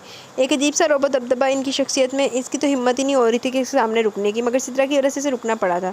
बहुत शफ़क़त के साथ इसके सर पर हाथ रखकर उन्होंने खैर खैरियत दरियाफ़्त की और इसकी माँ के लिए ताज़ियत और माज़रत की थी कि वो तबीयत की ख़राबी के बायस चाहते हुए भी इसकी वालिदा की आखिरी रस्मात में शिरकत नहीं कर सके थे। इनकी अपनायत के इस तरह इजहार पर वो और भी ज़्यादा मुतासिर हुई जब सिद्रा ने इसे बताया कि ख़ास तौर पर इसे मिलने ही वो आए थे, वरना बहुत कम ऐसा होता कि वो खुद से किसी घर के किसी दूसरे पोर्शन में जाएँ। घर के काम समेटते समेटते रात सर पर आने लगी। इसे जल्दी जल्दी का कहकर सिद्रा को खुद ही कोई ना कोई काम याद आ जाता। शहरी को चेंज करवाने के बाद इसने हनी को भी ड्रेस चेंज करवाया और इसे बालों में ब्रश करने की हिदायत करती उजलत में अपने स्लीपर्स बदलने ऊपर जा रही थी जब हनी की दर्दनाक चीख पर वो लरज उठी थी। इसके वहम गुमान में भी नहीं था कि हनी ब्रश थामे इसके पीछे ही आ रही। पता नहीं वो कौन से स्टेप से फिसल कर नीचे लुढ़क गई थी। इससे पहले वो नीचे जाती शम्स सूरज से आकर हनी को उठा चुके थे। इसे फुर्सत है तुम्हारी तरफ देखने की जो पागलों की तरह इसके आगे पीछे भागती रहती हो? दोबारा मुझे इसके आगे इर्द गिर्द भटकती नजर ना हो तुम। बुलंद आवाज़ में हनी पर बरसते हुए वो इसे कंधे से गए कमरे में जा चुके थे। दूसरी जानिब वो खून के घूंट पीती अपने कमरे में जाने का इरादा तर्क करती वापस लाउंज में ही आ बैठी और अखबार उठाकर चेहरे के सामने कर लिया। कुछ वक्त गुजरने के बाद सिद्रा शहरी को गोद में उठाए कमरे से बाहर आई। आ जाओ सारा। एक पल को रुककर इन्होंने इसे पुकारा, सारा जल्दी आओ। इसके टस से मस न होने पर सिद्रा ने दोबारा पुकारा, जिस पर अखबार पलटते हुए इसने एक जलती नज़र इस पर डाली जो हनी का हाथ पकड़े कमरे से बाहर आ रहे थे। मुझे कहीं नहीं जाना, आप चली जाए। इसके गुस्ताखाना लहजे पर शम्स ने नाखवार निगाह इस पर डाली थी। अभी तो तुम जाने के लिए तैयार थी, अब अचानक क्या हुआ जो तुम मना कर रही हो? सिद्रा ने हैरत से इसके बिगड़े तेवरों को देखा था। कह तो रही हूँ नहीं जाना मुझे कहीं, इतना काफ़ी नहीं है जो बार बार सवाल कर रही है। वो इसी खड़े अंदाज में बोली। मुझे पता तो चले क्यों इरादा बदल गया तुम्हारा। यहाँ अकेली क्या करोगी? वहाँ सब तुम्हारा पूछेंगे तो क्या जवाब दूंगी? सिद्रा ने बहुत नाराज़गी के साथ इसे देखा था। कह दीजिएगा वो खुद बिस्तर मर्ग पर पड़ी है। क्या फजूल बात करी हो? खामोशी से उठो चलो मेरे साथ। सिद्रा ने इसकी बात काटी। क्यों मिन्नत समाजत में लगी हो? इसे राजी करते रहने से जन्नत की कुंजी मिल जाएगी तुम्हें। छोड़ दो इसे इसके हाल पर। अब एक लफ्ज़ मत कहना। वो गुस्सीले अंदाज में वो सिद्रा से मुखातिब थे। क्यों छोड़ेंगी ये वो मुझे मेरे हाल पर? बहन है वो मेरी पहले है और बहन वो मेरी पहले है, आपकी बीवी बाद में, समझे आप? ये मजीद कुछ कहूँ? वो हत्ते से उखड़ कर बोली। सारा अगर तुम नहीं जाना चाहती तो मत जाओ, मगर इस तरह बदतमीज़ी करके मुझे शर्मिंदा मत करो। सिद्रा ने सख्त लहजे में इसे डांटा तो फिर फ़ौरन ही शम्स की तरफ मतवजा भी। आप आइए। वो फौरी तौर पर इन्हें यहाँ से ले जाना चाहती थी जो सुर्ख चेहरे के साथ इसे देख रहे थे। तुम जाओ, मैं मजीद इसकी वो बातें सुनना चाहता हूँ जो ये मुझे समझाना चाहती है। भिंची हुई सख्त आवाज़ में बोलते इन्होंने हनी को इनकी सिमत बढ़ाकर जाने का इशारा किया। मुझे आपके साथ जाना है, आप बस चले मेरे साथ। वो बेतरह खौफजदा होकर बोलते हुए सिद्रा ने मलतजी नज़रों से इन्हें देखा। मैंने तुमसे कहा है तुम जाओ और पीछे पलट कर भी मत देखना। शम्स के एकदम से भड़क उठने पर वो बुरी तरह घबराकर हनी का हाथ थामे आगे बढ़ गई, मगर इसका दिल कांप रहा था। फिक्र इन्हें ये नहीं थी कि वो सारा को यहाँ तन्हा छोड़कर जा रही है। खौफ इस चीज़ का था कि शम्स को वो सारा के साथ सामने तन्हा छोड़कर जा रही है। इनकी मौजूदगी से भी कोई ख़ास फ़र्क नहीं पड़ने वाला था, मगर वो किसी न किसी तरह सारा की ज़बान को काबू करने में कामयाब हो ही जाती थी। अब कहो मज़ीद क्या कहना है तुमने? समझाओ मुझे, मौजूद हो तुम्हारे सामने। खूनख्वार नज़रों से देखते हुए वो इसके मुकाबिला खड़े हुए, जो इसकी आंखों में आंखें डाले खड़ी थी। आपको क्या लग रहा है इस तरह मुझ पर हावी होकर आप मुझे हरासा कर देंगे, ज़ुबान बंद कर देंगे मेरी? वो जहरखुंद लहजे में बोली। नहीं, मैं तुम्हारी ज़ुबान बंद नहीं करूँगा, काट दूँगा इसे अगर इसने मेरे घर की बुनियादें हिलाने की कोशिश की। वो शदीद ऐश में बोले। बुनियादें क्या? मैं तो आपको हिला कर रख दूँगी अगर आपने मुझसे अपने घर में इस तरह से बेइज्जत किया। वो भी इनके लहजे में बोली। इतना दम है तुम में जो मुझे हिला कर रखोगी? इस घर के किसी फ़र्द को इज़्ज़त दी है तुमने जो अपने लिए इज़्ज़त चाहती है? वो बुरी तरह भड़के थे। किसी एक भी रिश्ते को इज़्ज़त एहतराम दिया तुमने? तुम तो वो हो जिसे अपनी बहन की परवाह है ना इसके बसे हुए घर की। ये परवरिश पर अपनाकर तुम इसे, ये रविश अपनाकर तुम इसे अपने रंग में रंग लोगी। आपने जो रंग चढ़ाए इन पर, अब इसके बाद किसी रंग की गुंजाइश नहीं रही। आपकी बीवी बनने के बाद मेरी बहन रही कहाँ है? वो तो बस एक कठपुतली है जो आपके इशारों पर चलती है। बकवास बंद करो। वो दरमियान में धाड़े थे। इस काबिल तो बनो बहरे कि कोई तुम्हारा बन सके। अगर तुम्हें लगता है कि वो तुम्हारी बहन नहीं बन रही तो सोचो, गौर करो अपनी हरकतों पर जो माजी में करती रही हो और अब के तक जारी रखे हुए। वो सीरी नज़रों से देखते हुए बोली। बात कोई भी हो, पर्दे में रहकर आपने दिल के फफोले ज़रूर फोड़ने होते हैं। वो बुरी तरह तपकर बोली। अरे शुमाल में गई बहन और जुनूब में गया भाई। मैं चाहूँ तो चुटकियों में से यहाँ से ले जा सकती हूँ और आप पीटते रहिएगा लकीर। आंखें निकाल दूँगा तुम्हारी अगर इसकी तरफ नज़र भी उठाई तुमने। चुटकियों मेरे जाने की बात करती हो? उल्लू का पट्टा समझ रखा तुमने मुझे? शम्स का बस नहीं चल रहा था, इसका चेहरा थप्पड़ों से लाल कर डाले। दूसरी जानिब ने जवाबन कुछ कहते कहते रुककर इसी जानिब में तवज्जो हुई जहाँ वो अपने कज़न के साथ ही अंदर दाखिल हो रहा था, मगर अगले ही पल बुरी तरह ठिठक कर लाउंज की सिमत देखा जहाँ दोनों एक दूसरे के आमने सामने खड़े थे। दूर से इसी माहौल की कशीदगी का अंदाज़ा हो गया। अपने कज़न को ऊपर अपने कमरे में जाने का कहता वो लाउंज की सिमत बढ़ गया जहाँ इन दोनों की घसीली निगाहें खुद पर मरकूज़ देखकर इसका सारा एतमाद ज़ाइल हो गया। आओ देखो यहाँ बैठकर तमाशे और दाद दो अपनी कमकली को। वो खूनख्वार लहजे में से वो खातिब हुए थे जिसके चेहरे का रंग बदल गया था। शहीद साख नज़रों से इन्हें देखता रहा जबकि सीढ़ियाँ चढ़ते हुए इसने बस एक पल को रुककर इनकी हकारत से लबरेज आंखों की जानिब देखा और अगले ही पल सुर्ख चेहरे के साथ ऊपर अपने कमरे की सिमत बढ़ती चली गई। सुनाटे में घिरा वो चंद लम्हों तक इन्हें देखता रहा जो कूदते हुए सोफे पर बैठ चुके थे। इनसे कुछ फासले पर बैठते हुए बगौर इनके तने हुए चेहरे को देख रहा था। बस इतनी ही हैसियत है इसकी आपकी नज़र में? वो बहुत मंथर आवाज़ में पूछ रहा था। कोई भी हैसियत नहीं उसकी मेरी नज़र में और ना ही तुम्हारी ज़िंदगी में। सुना तुमने? बुलंद आवाज़ में भड़कते हुए उन्होंने इसके धुआं होते चेहरे को देखा और अगले ही पल उठकर अपने कमरे की सिमत बढ़ गए। वो क्या चाहते थे इससे? क्या बावर करवाना चाहते थे? क्या फ़ैसला चाहते थे इससे? इन सवालों के जवाब वो बहुत पहले से जानता था, मगर वो कैसे समझाई ने कि कितना मुश्किल है इसके लिए वो सब करना जो वो चाहते हैं। वो हस्ती जिसने इसके बिखरते वजूद को जोड़ा है, जो अंधेरों में इसके हमकदम रही है, जिसने हर लम्हा साए की तरह इसके साथ गुजारा है, रूह की गहराई में उतर के इसे नए सिरे से संवारा है। वो हस्ती जिसने इसकी ज़ात को मुकम्मल किया, जिसने मोहब्बत के जज्बे से इसे रोशनास किया। टेबल के गिर्द बैठते हुए शाहरुख ने कुछ चौंक कर इर्द गिर्द नजर दौड़ाई और फिर सिद्रा को देखा जो शान के साथ ही टेबल पर लगा रही थी। भाभी सारा कहाँ है?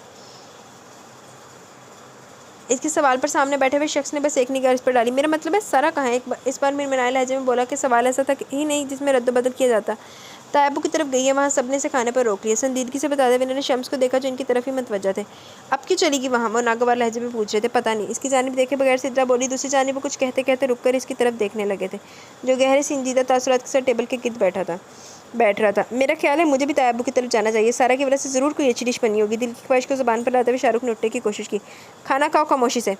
शम्स की गुस्सीली नज़रों ने इसकी कोशिश नाकाम कर दी। इसके बगैर तो ये खाना भी जहर लग रहा, मगर जालिम समाज ये सच तस्लीम नहीं करेगा। ठंडी आह भरकर शाहरुख ने सरगोशी की जिस पर शईस ने एक निगाह इसके लटके हुए चेहरे पर डाली थी। शाही, ये बात तो बिल्कुल तुमने सच की है। शान की बुलंद आवाज़ पर सभी इसकी तरफ मतवज्जा हुए जिसने बुरी तरह बौखलाकर बारी बारी होंकों की तरफ सबको देखा। दूसरी जानिब शान को तनबीह नज़रों से देखते हुए शईस के चेहरे पर हल्की सी मुस्कुराहट लहराई। कौन सा सच कह दिया तुमने? मैं भी सुनना चाहता हूँ। शम्स ने शर्मगी नज़रों से शाहरुख को देखा था। ये कह रहा था भाभी के हाथ में जायका नहीं रहा। आपने गुनाहगार कानों से सुना है, मैंने भी और छोटे भाई ने भी। शान ने मज़े से मुस्कुराते हुए शाहरुख के चेहरे को देखा। और तुमने ठप्पा लगा दिया कि वो बिल्कुल सच कह रहा है। सिद्रा ने बिगड़ कर साथ बैठे शान को देखा था जो छठ से उठ गया और अगले ही पल पीछे हटते हुए इसने मुजीका के अंदाज में इनके सामने अपने दोनों हाथ जोड़ दिए। इसे कहते हैं अपने पैरों पर खुद कुल्हाड़ी दे मारना। शम्स ने मुस्कुराते हुए शान को देखा जो सिद्धा की नागवार नज़रों से बचने की कोशिश कर रहा था।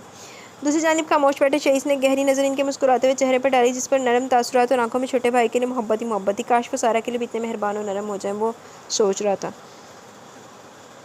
एक तरफ हटकर उसने पहले शम्स को बाहर जाने का रास्ता दिया, फिर अंदर दाखिल होगी। लाउंज में से सिद्रा नजर आ गई।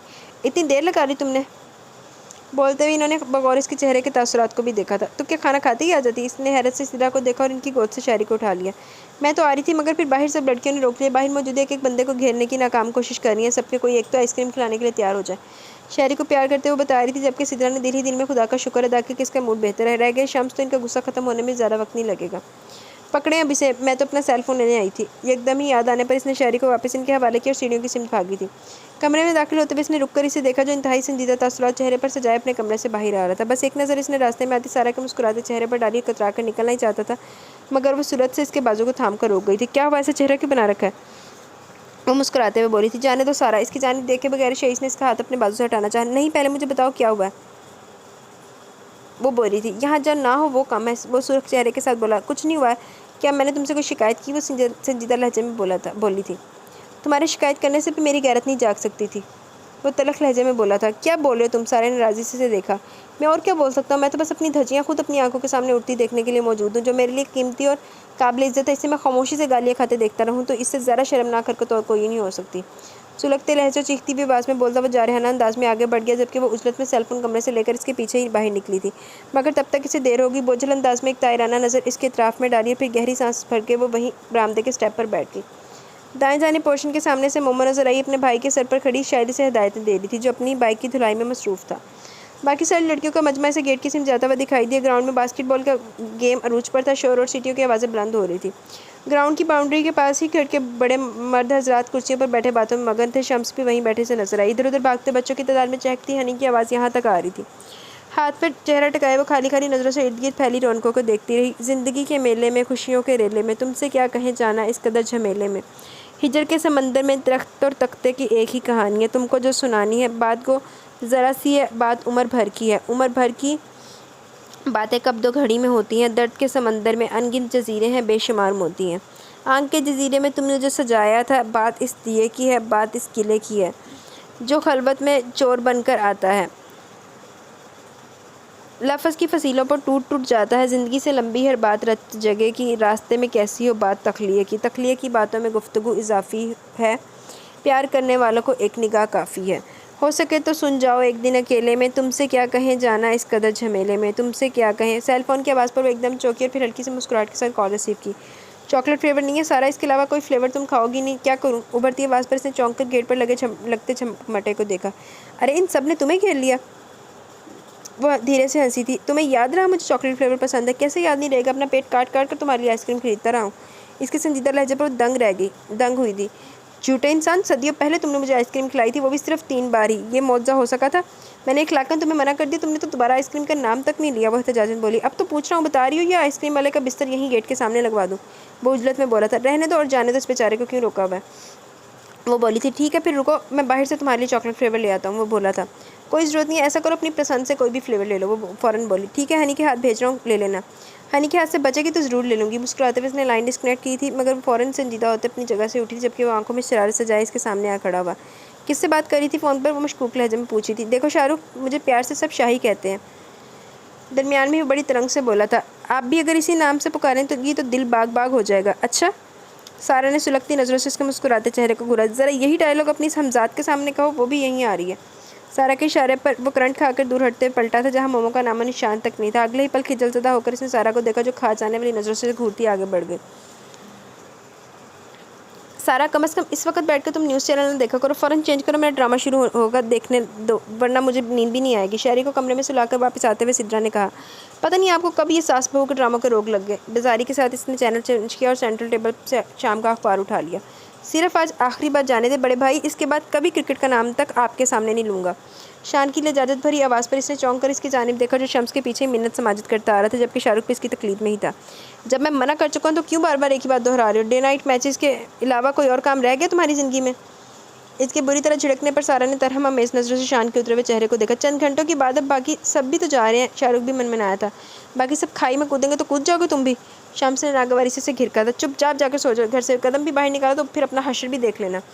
गुस्सीली नज़रों से इन दोनों को घूरते हुए अपने कमरे की सिमत बढ़ गए। शान मायूस होकर खामोश बैठ के, जबकि शाहरुख भुनाते हुए इधर उधर चक्कर काट रहा था। पता भी है कि वो इजाज़त नहीं देंगे, मगर फिर भी शौक़ है तुम दोनों को डांट डपट सुनने का। सिद्रा बोली थी। आपने तो कसम खा रखी है कभी हमारी फेवर नहीं लेनी। शाहरुख ने जलकर कहा। कोई ढंग का काम करो तो फेवर भी लूँ। सिद्रा ने से घूरा था। भाभी आप जाकर बात करें इनसे, आज का मैच बहुत अहम है। वो तो कुछ भी नहीं सुन रहे। शान ने बच्चों की तरफ बसोड़ते हुए कहा। पिछली बार मैंने तुम दोनों की जिद करने पर इनसे कहकर इजाज़त ली कि आखिरी बार, अब तुम दोनों दोबारा मुझे ये कहने के लिए बोल रहे हो ना? बाबा माफ़ करो मुझे। सिद्रा ने फ़ौरन ही कहा। क्या मुसीबत है यार, एक एक चीज़ के लिए यहाँ इजाज़त लेनी पड़ती है। शाहरुख बुरी तरह झल्लाकर बोला। तो क्या शुतर बेमहार छोड़ दें? अच्छा इन्होंने मना कर दिया। पिछली बार गए तो हाथापाई करके आए थे, इस बार गए तो जाने क्या हंगामा खड़े करके आओगे?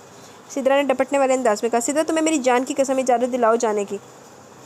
शाहरुख ने जिस तरह जज्बाती अंदाज में कहा, सारा ने बमुश्किल मुस्कुराहट छुपाकर सिद्रा को देखा। मुझ पर किसी किस्म का असर नहीं होने वाला। हिम्मत है तो जाकर खुद बात करो। सिद्रा ने फ़ौरन इनकार किया। बड़े भाई के सामने जाकर बात करने की हिम्मत तो सिर्फ सारा जी में है। शाहरुख ने शरारती नज़रों से सारा की चढ़ती देवरी को देखा। फिर तो स्टेडियम जाने की ज़रूरत ही नहीं पड़ेगी, वो यहीं बन जाएगा। इसका कनखियों से सारा को देखते हुए शान भी बोले बगैर नहीं रह सका। बहुत मार खाओगे। सिद्रा ने इसे घूरा था। मैं छोटे भाई से कहता हूँ वहीं आकर बात करेंगे, हमारी तो कोई वैल्यू ही नहीं है। सर झटकते हुए शान उठ खड़ा हुआ। मैं भी आता हूँ, इतनी आसानी से वो नहीं आएंगे। शाहरुख इसके पीछे ही गया। चंद लम्हों बाद सारा ने देखा वो दोनों इसके एहतजाज के बावजूद इसे ज़बरदस्ती पकड़े साथ ला रहे थे। शही से इन दोनों की बातों में मत आना, ये तो सारी रात बाहर रहेंगे और शामत तुम्हारी आ जाएगी। सिद्रा ने इसे खबरदार किया। आप तो ये कोई बात ना हुई, आप तो मदद कर नहीं रही, किसी और को तो मदद करने दे। शान झंझलाकर बोला। मैं कह रहा हूँ वो नहीं मानेंगे। स्टेडियम को यहाँ रखा है, वो भी कुछ झलाकर बोला था। पूरी टीम जा रही है जुलूस के साथ, तन्हा नहीं जा रहे जो स्टेडियम के दूर होने की बात करें। शान आजिज़ आ जाने वाले अंदाज में बोला। अब जाकर बात नहीं करूँगा तो दोनों मुंह फुलाकर बैठ जाएंगे। नाराज़ी से इन दोनों को देखते हुए वो सिद्रा से बोला। मैं वाकई बात नहीं करूँगा आपसे। शान ने हकीकतन धमकी दी थी। मेरी बला से ना करो। इसने जैसे नाक पर से मक्खी हटाई थी। आप सब में कुछ करने की हिम्मत नहीं है तो चुप करके बैठ जाएं, डिस्टर्ब तो ना करें। अखबार से नज़र हटाकर ना खुद से बोलते वो खासतौर पर इसे सुना रहे थे, जो चौंक उठा था। बस मिल गया सुकून, अपने साथ साथ हमारी भी इंसल्ट करवा दी। शान ने शिकायती लहजे में एक और वार किया। अब तो जाना ही पड़ेगा। खश्मीरी लहजे में बोलते हुए इसने एक निगाह सारा पर डाली, जिसने मुस्कुराहट छिपाने के लिए अखबार चेहरे के सामने कर लिया, मगर चोर नज़रों से ज़रूरी से देखा जब वो शम्स के कमरे की सिमत बढ़ रहा था। सिद्रा मुस्कुराती नज़रों से इन दोनों को ही देख रही थी, जो अब फिक्रमंद चेहरों के साथ खामोशी से बैठे शहीद की वापसी का इंतजार कर रहे थे। और ज़्यादा इंतजार नहीं करना पड़ा। मुश्किल 5 मिनट के बाद ही वो इंतहाई संजीदा चेहरे के साथ वापस कमरे से बाहर आ रहा था।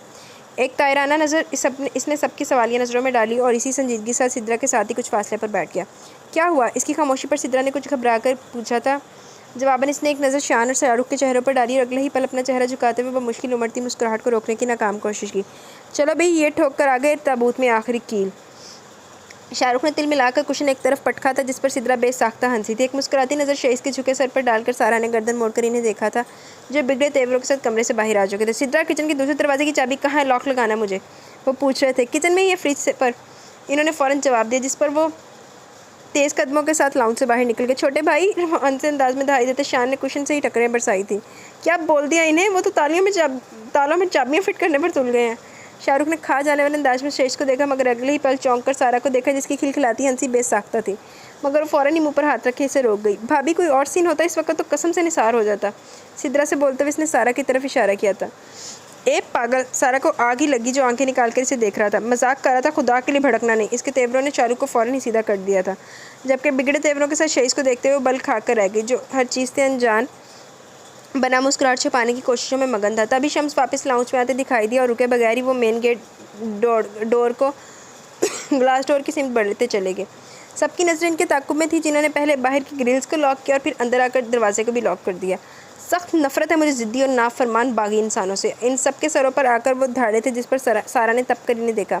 अब ये चाबियाँ मेरे पास है, जिसमें हिम्मत है वो आकर मेरे कमरे से ले जाए। इसके बाद जहाँ सींग समाए चला जाए, मुझे कोई सरोकार नहीं, कोई बास परस नहीं होगी। करो अपनी मनमानी। गुस्सीली नज़रों से शान और शाहरुख को घूरते हुए इन्होंने लताड़ा था। और तुम? एकदम ही वो जिस तरह से शहीद से मुखातिब वो गड़बड़ा कर अपनी जगह से उठ खड़ा हुआ। बहुत शौक है तुम्हें सिफारिश करने का, अब बैठ कर करो इन दोनों की चौकीदारी। इनके कदम घर से बाहर निकले तो तुम्हारी खैर नहीं। बुरी तरह से इन पर बरस कर हुक्म देते हुए वो अपने कमरे की तरफ सिमत बढ़ गए। तासुब के साथ सारा ने इन दोनों को देखा, जो बड़बड़ाते हुए चेहरा सजाए वहाँ से जा रहे थे। इसलिए रोक रही थी तुम्हें, अब निभाओ जिम्मेदारी। तुम्हें मालूम है कि क्रिकेट के मामले में जुनूनी है। एक बार खिड़की के रास्ते भाग चुके हैं, इस बार भी कोई रास्ता ढूंढ लिया तो तुम्हारा क्या होगा? सिद्रा ने मुस्कुराते हुए कहा। अब क्या हो सकता है, करनी पड़ेगी चौकीदारी। गहरी सांस भरकर बोलता वहाँ से चला गया। सारा सो जाकर बहुत वक्त हो गया। सारी लाइट्स ऑफ करने के बाद सिद्रा अपने कमरे की तरफ जाते हुए हिदायत कर रही थी, जिसे अनसुनी किए वो टीवी पर नजर जमाए बैठी रही। कुछ देर बाद इसने देखा सीढ़ियों तक आती मध्यम रोशनी में वो नीचे आ रहा था। ड्राइंग रूम के साथ वाले कमरे के सामने इसने मैट्रेस लगाकर सोने के लिए जगह मुंतखब की थी।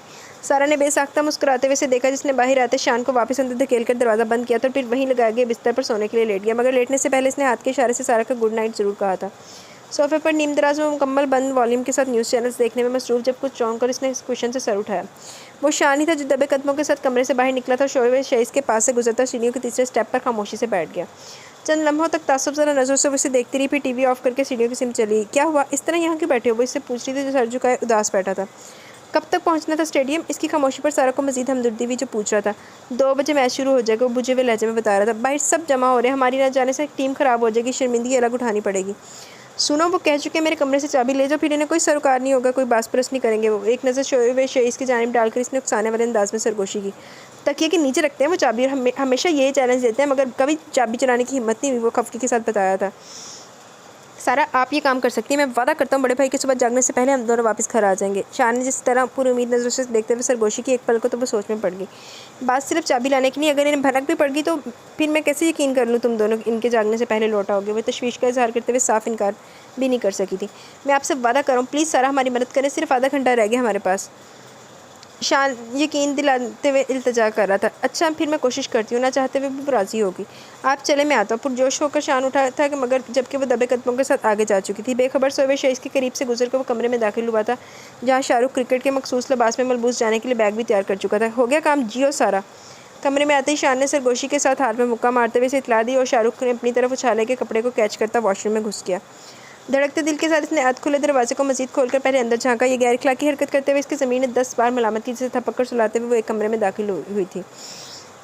नाइट बल्ब की मध्यम रोशनी कमरे में फैली हुई थी। बैठ के एक जानिब सिद्रा और शहरी को करीब सुलाए बेखबर सो रही थी, तो दूसरी जानिब शम्स और हनी गहरी नींद में नजर आए। बहुत एहतियात के साथ बेड के करीब आकर वो दबक कर बैठ गई थी और इस तरह नीचे बैठती सिरकती हुई शम्स की साइड पर पहुंच गई। चंद लम्हों तक कमरे की पुरसकून खामोशी में वो खुद भी शांत बैठी रही और फिर ज़रा सा सर निकाल कर इन्हें देखा, जिनका चेहरा दूसरी जानिब था। इसका सरसराता हाथ इनके तकिए के जाने नीचे बढ़ता चला गया।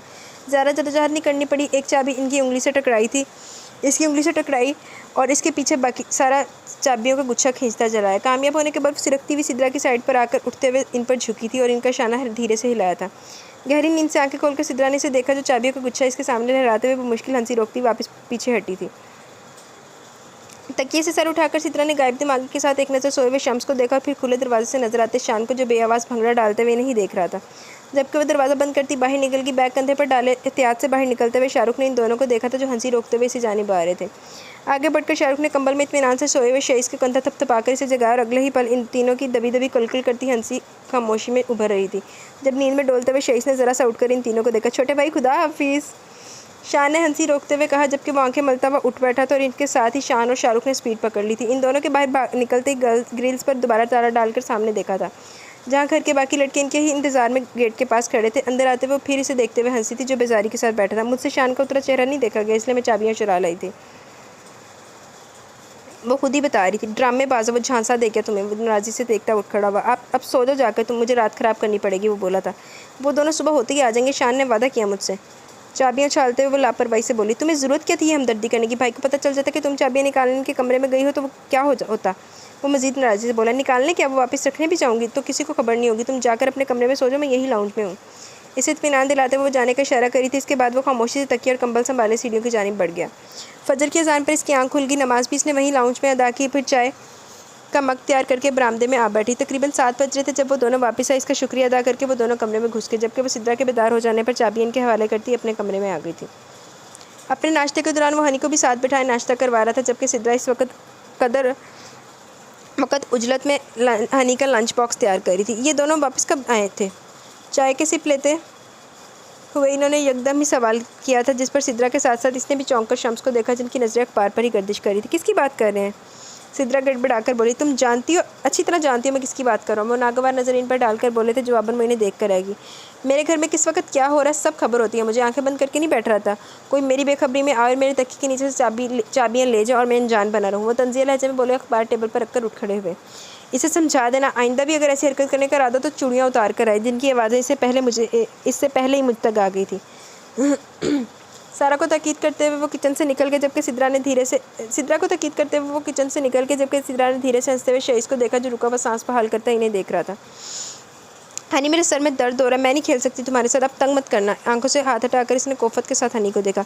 अच्छा बस ये दुपट्टा दे दें, अभी वापस कर दूंगी। हनी के खुशामदी अंदाज पर इसने दुपट्टा इसके हवाले करके जान छुड़ाई, जबकि हनी इसका दुपट्टा अपने सर पर लपेटती कमरे की सिमत भाग गई। अपने कमरे की सिमत बढ़ते हुए वो एकदम ही रुके और अगले ही पल चेहरे के बिगड़ते तासुरात के साथ उन्होंने बुलंद आवाज़ में सिद्रा को पुकारा था, जो हड़बड़ाए अंदाज में कमरे से बाहर निकल आई। क्या है ये सब कुछ नज़र आ रहा है तुम्हें? शदीद नागवारी के साथ वो इनकी तरफ तवज्जो इस जानिब करवा रहे थे, जहाँ वो कारपेट पर ही फ्लोर कुशन पर सर रखे नीम दराज गनूदगी में थी, मगर अब इनकी बुलंद आवाज़ पर आंखों से हाथ हटाती उठ बैठी थी। कोई तरीका से लिखा तो सिखा दो इसे, ये कोई जगह है सोने की? दिन में 10 बार यहाँ से सबका आना जाना होता है। वो इंतहाई गुस्सीले अंदाज में सिद्रा से मुखातिब जो हक तक खड़ी थी। दूसरी जानिब इसने रगों में खोलते खून के साथ करीब आती हनी से दुपट्टा लेकर शानों पर डाला। समझाओ इसे, मेरे घर का माहौल ऐसा आज़ाद और बेजाब नहीं कि जहाँ जिस हालत में दिल चाहे लेट बैठ जाए। आप इधर आ जाए, मुझसे बात करें। दूसरों पर रख कर सुनाने के बजाय डायरेक्ट मुझसे क्यों बात नहीं करते आप? गुस्से में भड़कती वो तनफन करती इनकी तरफ आई। बात करने के लायक तो बन जाओ तुम। ये कोई तरीका घर में रहने का? वो मजीद भड़क कर बोले थे। मुझे नहीं मालूम कोई तरीका, जंगल से उठकर आई हूँ। लेकिन आपने कौन से बहुत आला तरीके इख्तियार किए? ये कोई तरीका घर में दाखिल होने का जिस तरह आप आए हैं? अब तुम मुझे मेरे ही घर में दाखिल होने के तरीके सिखाओगी? वो इंतहाई सख्त लहजे में बोले थे। बिल्कुल सिखाऊंगी, वो सारे तरीके सिखाऊंगी जिससे आप सब नाबलद हैं। वो देखें ज़रा, मुलाहिजा करें किस तरह मुंह उठाए अंदर घुसे चले आ रहे हैं। तेज़ लहजे में इसने अंदर दाखिल होते शान और इसके पीछे आते शहीस की सिमत इशारा किया। ये घर है, ये सराय खाना, कोई दस्तक, कोई आवाज़ नहीं जिसका जहाँ दिल चाहे चलाता है। मुझे तरीके सिखाने से पहले आप सब अपने अपने गिरेबान में झाँकें।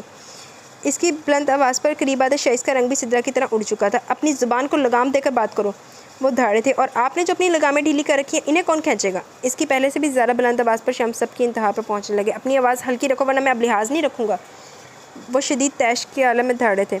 तो मत करें लिहाज, ना मैंने आपको पैदा किया और ना आपने मुझे। वो गुस्से में पागल हो रही थी। सारा ज़ुबान बंद कर लो। दरमियान में सिद्रा दहल कर इसका हाथ झपटती वहाँ से ले जाना चाहती थी, मगर शम्स एक ही झटके में वापस पीछे हटा चुके थे। आज के बाद मेरे घर का कोई फ़र्द तुम्हारे मुँह नहीं लगेगा, क्योंकि तुमसे तो सिर्फ वही कलाम कर सकता है जो तुम्हारी तरह इखलाक से गिरा हो और बेहयाई की पस्तियों में पहुँचा हुआ। वो शदीद इश्तियाल में धड़े थे। क्या बेहयाई किया मैंने? कब इखलाक से गिरी हूँ जो आप ये इल्ज़ाम मुझ पर लगा रहे हैं? इसके अल्फाज नेज़े की तरह चुभे थे, जो अज़ियत से चीख उठी थी। मैं लानत भेजती हूँ आपके इस घर पर। खुले आसमान तले मर जाऊँगी, मगर इस जहन्नुम में अब एक पल भी नहीं रुकूंगी। तुम इस घर से एक कदम भी बाहर निकालो, टांगे तोड़कर एक तरफ बैठा दूंगा। वो दरमियान में धड़े थे। निकालूंगी कदम बाहर, अभी और इसी वक्त। किसी भी दम है तो रोक कर दिखाएं मुझे। वो हलक के बल चीखी। दूसरी जानिब इन्होंने अपना बाजू सिद्रा की गिरफ्त से निकाला और गुस्से में कामती सारा का हाथ एक ही झटके में खींचते हुए आगे बढ़ गए, जबकि सिद्रा इन्हें रोकने की कोशिश करती रही, जो आंधी तूफान की तरह से खींचते सीने चढ़ते चले जा रहे थे। दूसरी जानिब साग खड़ा शान ये मंजर देखते हुए चौंक कर शहीस की तरफ मतवज्जा हुआ, जो सुर्ख चेहरे के साथ जारहाना अंदाज में वहाँ से जा रहा था। एक झटके से उन्होंने इसका हाथ जोड़ा, जो मुंह के बल बेड पर गिरी थी। मैं अपनी बीवी से मोहब्बत करता हूँ, इसलिए नहीं चाहूँगा कि तुम्हारी हर दिनमी के सामने हथियार डालकर तुम्हारे साथ साथ इसे भी इस घर से जाने की इजाज़त मुझे देनी पड़े। वो गुस्सीली नज़रों से उसे घूरते हुए गुर्राए थे, जो इसी तरह गिरी साख थी। और अगर तुम्हें लगता है कि ब्लैकमेलिंग है तो ऐसा ही सही। देखता हूँ कौन किसकी ज़िद के आगे घुटने टेकता है, मैं कि तुम। शोलाबर लहजे में वो बोले तो एक नज़र भी इसकी जानिब देखे बगैर कमरे से निकल के, जो दंग और बेयकीन नज़रों से इन्हें देख रही थी। अब बाज़ जगह पे तो ये शम्स से बड़ी ज़्यादती कर जाता, चवला तो इदा मारदा जिस तरह। या तो फिर जिम्मेदारी ना उठाई, जिम्मेदारी उठा रहा तो एहसान ना ले। मुस्तकिल बंद दरवाजे पर दस्तक देते हुए सिद्रा ने रुक कर इसे देखा, जिसके कदमों की रफ्तार इनके परेशान चेहरे को देखते हुए सुस्त पड़ी थी। मगर एक निगाह बंद दरवाजे पर डालकर वो तने हुए चेहरे के साथ अपने कमरे की सिमत बढ़ गया था, जबकि सिद्रा भी चंद लम्हे रुककर इसके कमरे में चली आई थी। कहाँ गए थे तुम? इतनी रात हो चुकी है, वो इससे पूछती थी जो खामोशी के साथ बैठ के किनारे बैठा जूते उतारा था। खाना नहीं आऊँ तुम्हारे लिए? बखौर इसे देखते हुए इन्होंने पूछा। नहीं, मुझे भूख नहीं है, इसने जवाब दिया और फिर रिस्ट वॉच खोलता ड्रेसिंग की तरफ चला गया। कब से बंद है कमरे में? ना दरवाज़ा खोल गया ना जवाब दे रही है। मुझे तो होल उठ रहे हैं, शम्स से जाकर कुछ कहूँगी तो वो और जलाल में आ जाएंगे। वो शदीद परेशान होकर बोल रही थी। बात सारा की हो और इन्हें जलाल ना ऐसा मौजा कभी हो ही नहीं सकता। वो तलख लहजे में बोला था। गलती इसकी भी है, सारा कमज़ोर से लहजे में बोली। अगर गलती थी भी तो इसे तहम्मुल से भी समझाया जा सकता था। हर सच अपनी जगह, मगर इन्हें अपने मुकाम का तो ख्याल रखना चाहिए। क्या ये अच्छा लगता है कि दोनों आमने सामने खड़े होकर धज्जियाँ उड़ाएं एक दूसरे की, अपने साथ मुझे और आपको ज़हनी तौर पर टॉर्चर करें? शान भी वहाँ मौजूद था, सब देख सुन रहा था। क्या इमेज बन रहा होगा इसके दिमाग में? कल पूरे घर के सामने भी ये सब हो सकता है। अपनी अना के सामने किसी और चीज़ के बारे में सोचने की जहमत ही गवारा नहीं है। सुरख चेहरे के साथ बोलते हुए वो जैसे फट पड़ा था। मुझे कुछ समझ नहीं आ रहा मैं क्या करूँ। वो दरवाज़ा खोलने पर तैयार नहीं, शम्स इसके हवाले से कोई बात समझने के लिए तैयार नहीं। अपना सर दीवार से टकराने के अलावा और मैं कुछ नहीं कर सकती। सिद्रा की भराई हुई आवाज़ पर वो गहरी सांस लेता इनकी तरफ बढ़ा। वो भी गुस्से में है। आपकी कोई बात नहीं सुनेगी, इसलिए आप ज़रा परेशान ना हो, मैं देखता हूँ। अगर इसने मेरी बात मानकर दरवाज़ा खोला तो मैं आपको बताऊँगा। इन्हें साथ लगाए वो तसल्ली दे रहा था। बहुत दिल बर्दाश्त होकर वो वापस कमरे में आए। रात के 3 बज रहे थे और अब तक वो मुस्तकिल इसके कमरे के बंद दरवाजे पर दस्तक देता इल्तिजाई करता रहा, मगर बेसूद। गुस्सा या नाराज़गी किसी सूरत भी इसका जवाब नहीं आया। मायूस होने के बावजूद इसने एक बार भी सेल फ़ोन पर इसे रब्ता करने की कोशिश की थी, जो अपनी आवाज़ तक सुनाने के लिए तैयार नहीं। मगर इस वक्त इसकी जान में जान आई जब दूसरी जानिब कॉल रिसीव कर ली गई। सारा तुम ठीक हो? बेताबी से बोला। खुदा के लिए कमरे से बाहर हो, कम से कम दरवाज़ा ही खोल दो। भाभी परेशान है, अब तक जाग रही हैं। इनकी तसल्ली के लिए अपना चेहरा दिखा दो। दूसरी जानिब जामिद खामोशी पर वो मज़ीद बोला था। तुम मुझे सजा देना चाहती हो तो ज़रूर दो, मगर भाभी का क्या कसूर है? वो बेबस है, इस वक्त तुम्हें इन पर तो तरस आना चाहिए। वो इल्तिजाई लहजे में बोला था। ठीक, तुम कुछ ना कहो, मगर मैं सारी रात बाहर जाकर गुजार दूंगा और इस वक्त तक तुम्हारा इंतज़ार करता रहूँगा जब तक मुझे यकीन आ जाए कि तुम मेरी इल्तिजाएं भी रद्द कर सकती हो। मेरे लिए भी तुम्हारा दिल नहीं पिघल सकता। बूझे हुए लहजे में वो बोला और लाइन मुनक़ता करते हुए दरवाज़ा कमरे से बाहर निकल आया। सीढ़ियों के स्टेप्स पर बैठते हुए उसने लाउंज की सीम देखा, जहाँ सिद्रा सोफे पर ही खामोश बैठी थी। इसी खामोशी में वक्त गुजरता चला गया। आहट पर वो कुछ चौंकते हुए गर्दन मोड़कर इसकी जानिब मतवज्जा हुआ, जिसे देखते इसने दिल को धक्का सा लगा। इसकी आंखें नहीं, इसका चेहरा भी सूजा हुआ दिखाई दे रहा था। तने हुए तासुरात के साथ सीढ़ियों की जानिब आते हुए इसने एक निगाह भी शहीस पर नहीं डाली, जो अपनी जगह से उठते हुए एकटक इसकी बिखरी हालत को देख रहा था। दूसरी जानिब सिद्रा भी सूरत से उठ खड़ी हुई और बेयकीनी से देख रही थी, जो आस्तीन कोहनी तक खींचते हुए दर दर सीढ़ियाँ उतरते नीचे आई थी। बस एक नज़र सिद्रा पर डालकर वो लाउंज से निकलती यकीनन किचन की सिमती जा रही थी। एक खामोश नज़र उन्होंने ऊपर शहीस पर डाली, जो अपनी जगह पर ही रुका हुआ था। अगले चंद लम्हों बाद सिद्रा ने इसे वापस आते देखा। पानी की बोतल हाथ में पकड़े वो तेज़ कदमों के साथ सीढ़ियाँ चढ़ती ऊपर गई थी। इस बार भी इसने अपनी तरफ मतवज्जा शहीस पर निगाह गलत भी न डाली। इसने झटके से दरवाज़ा फिर से लॉक कर लिया। गहरा सांस लेकर इसने सिद्रा को देखा, जिसके चेहरे पर अब इत्मीनान के आसार नुमाया थे। शहीस को सोने की हिदायत करने के बाद वो अपने कमरे की तरफ बढ़ गई। बोतल के एक तरफ डालकर वो बेड के किनारे पर बैठ गई। वो दोनों हाथों से अपना दर्द से फटता सर थाम लिया। सेलफोन की आवाज़ पर इसने सर उठाकर नागवार निगाह सेलफोन पर डाली, फिर स्क्रीन पर उभरते मैसेज को देखा। इस पर तो बहुत सजती है खुशी, इसे कहना कि मुस्कुराया करे। इसकी आंखों में नमी अच्छी नहीं लगती, इसे कहना गम मुझे दे जाया करे। ये ज़िंदगी बहुत तवील सफ़र है, इसे कहना रस्तों से ना घबराया करे। इसकी ज़िंदगी हमें अजीज़ बहुत है, इसे कहना लोगों से खुद को बचाया करे। चिप्स का बड़ा सा पैकेट खोलती मोमो अपने पोर्शन से बाहर और एक नागवार नज़र अपने भाई पर डाली, जो अपनी बैग के इंजर पिंजर दुरुस्त करने में मनमीक था। 7 फेरे ले लो इसके साथ और दुनिया को कतई भुलाकर गुम हो जाओ इसके पेचो खम में। वो अपने मखसूस लहजे में मशवरा दे रही थी। बहुत ही बड़ी जहाल है वैसे मोमो भी ना। तुम्हें कहा था कि इसका ख्याल रखना मेरी गैर मौजूदगी, मगर फिर भी निकल गया इसे कोई लेकर।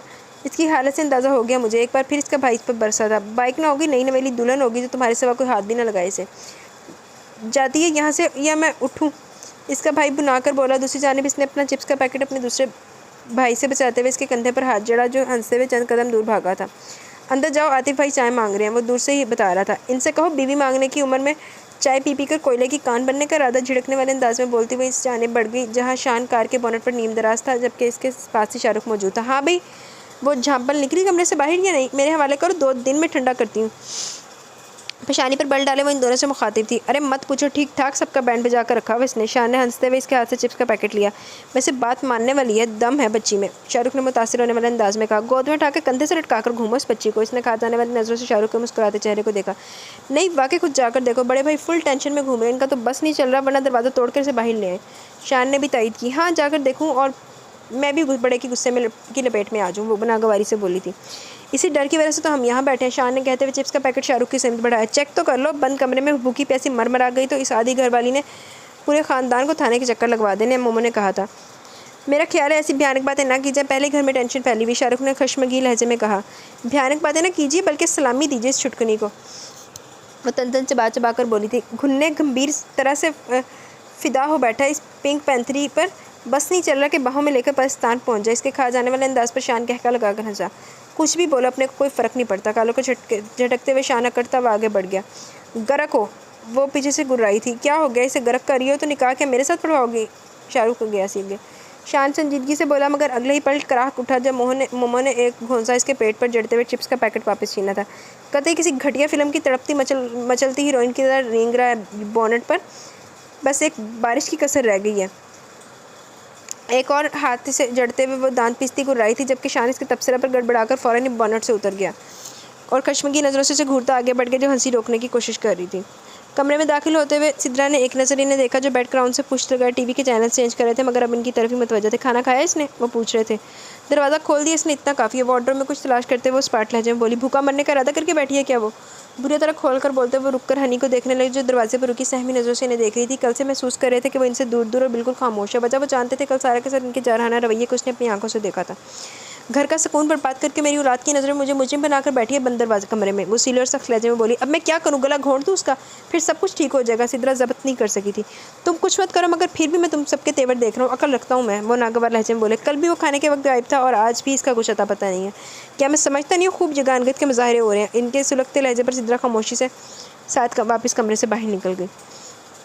कमरे से बाहर आकर उन्होंने लाउंज में सिद्रा के साथ मौजूद मोमो को पुकारा। खाना लेकर ऊपर सारा के पास जाओ, मैं आ रहा हूँ।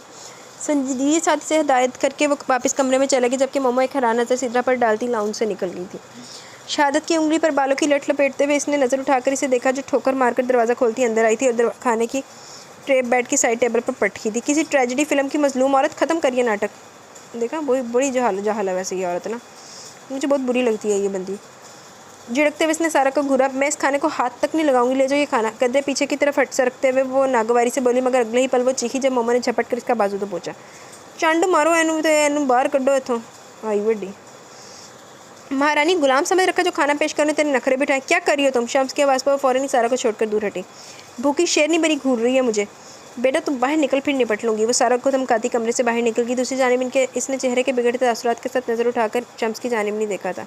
चंद घंटे भूखे रहने से मौत वाकई नहीं हो जाती, मगर तुम्हारी बहन को ये बात समझाना मुश्किल है। वैसे भी इसकी तबीयत नासाज़ है, अगर तुम इसे मज़ीद परेशान रखना चाहती हो तो तुम्हारी मर्ज़ी। अपने आप को कामिल रहम साबित करने का ये कमज़ोर हथियार है और मुझ पर इन हथकंडों का कोई असर नहीं होने वाला, तो बेहतर है खाना खा लो।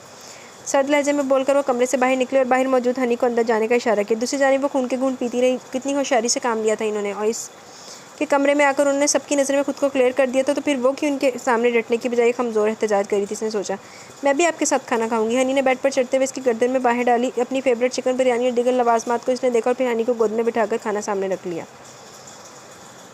कभी कुछ सोच के लिखना, कभी कुछ सोच के पढ़ना, ये नामुमकिन सी कोशिश है मोहब्बत सोच के करना।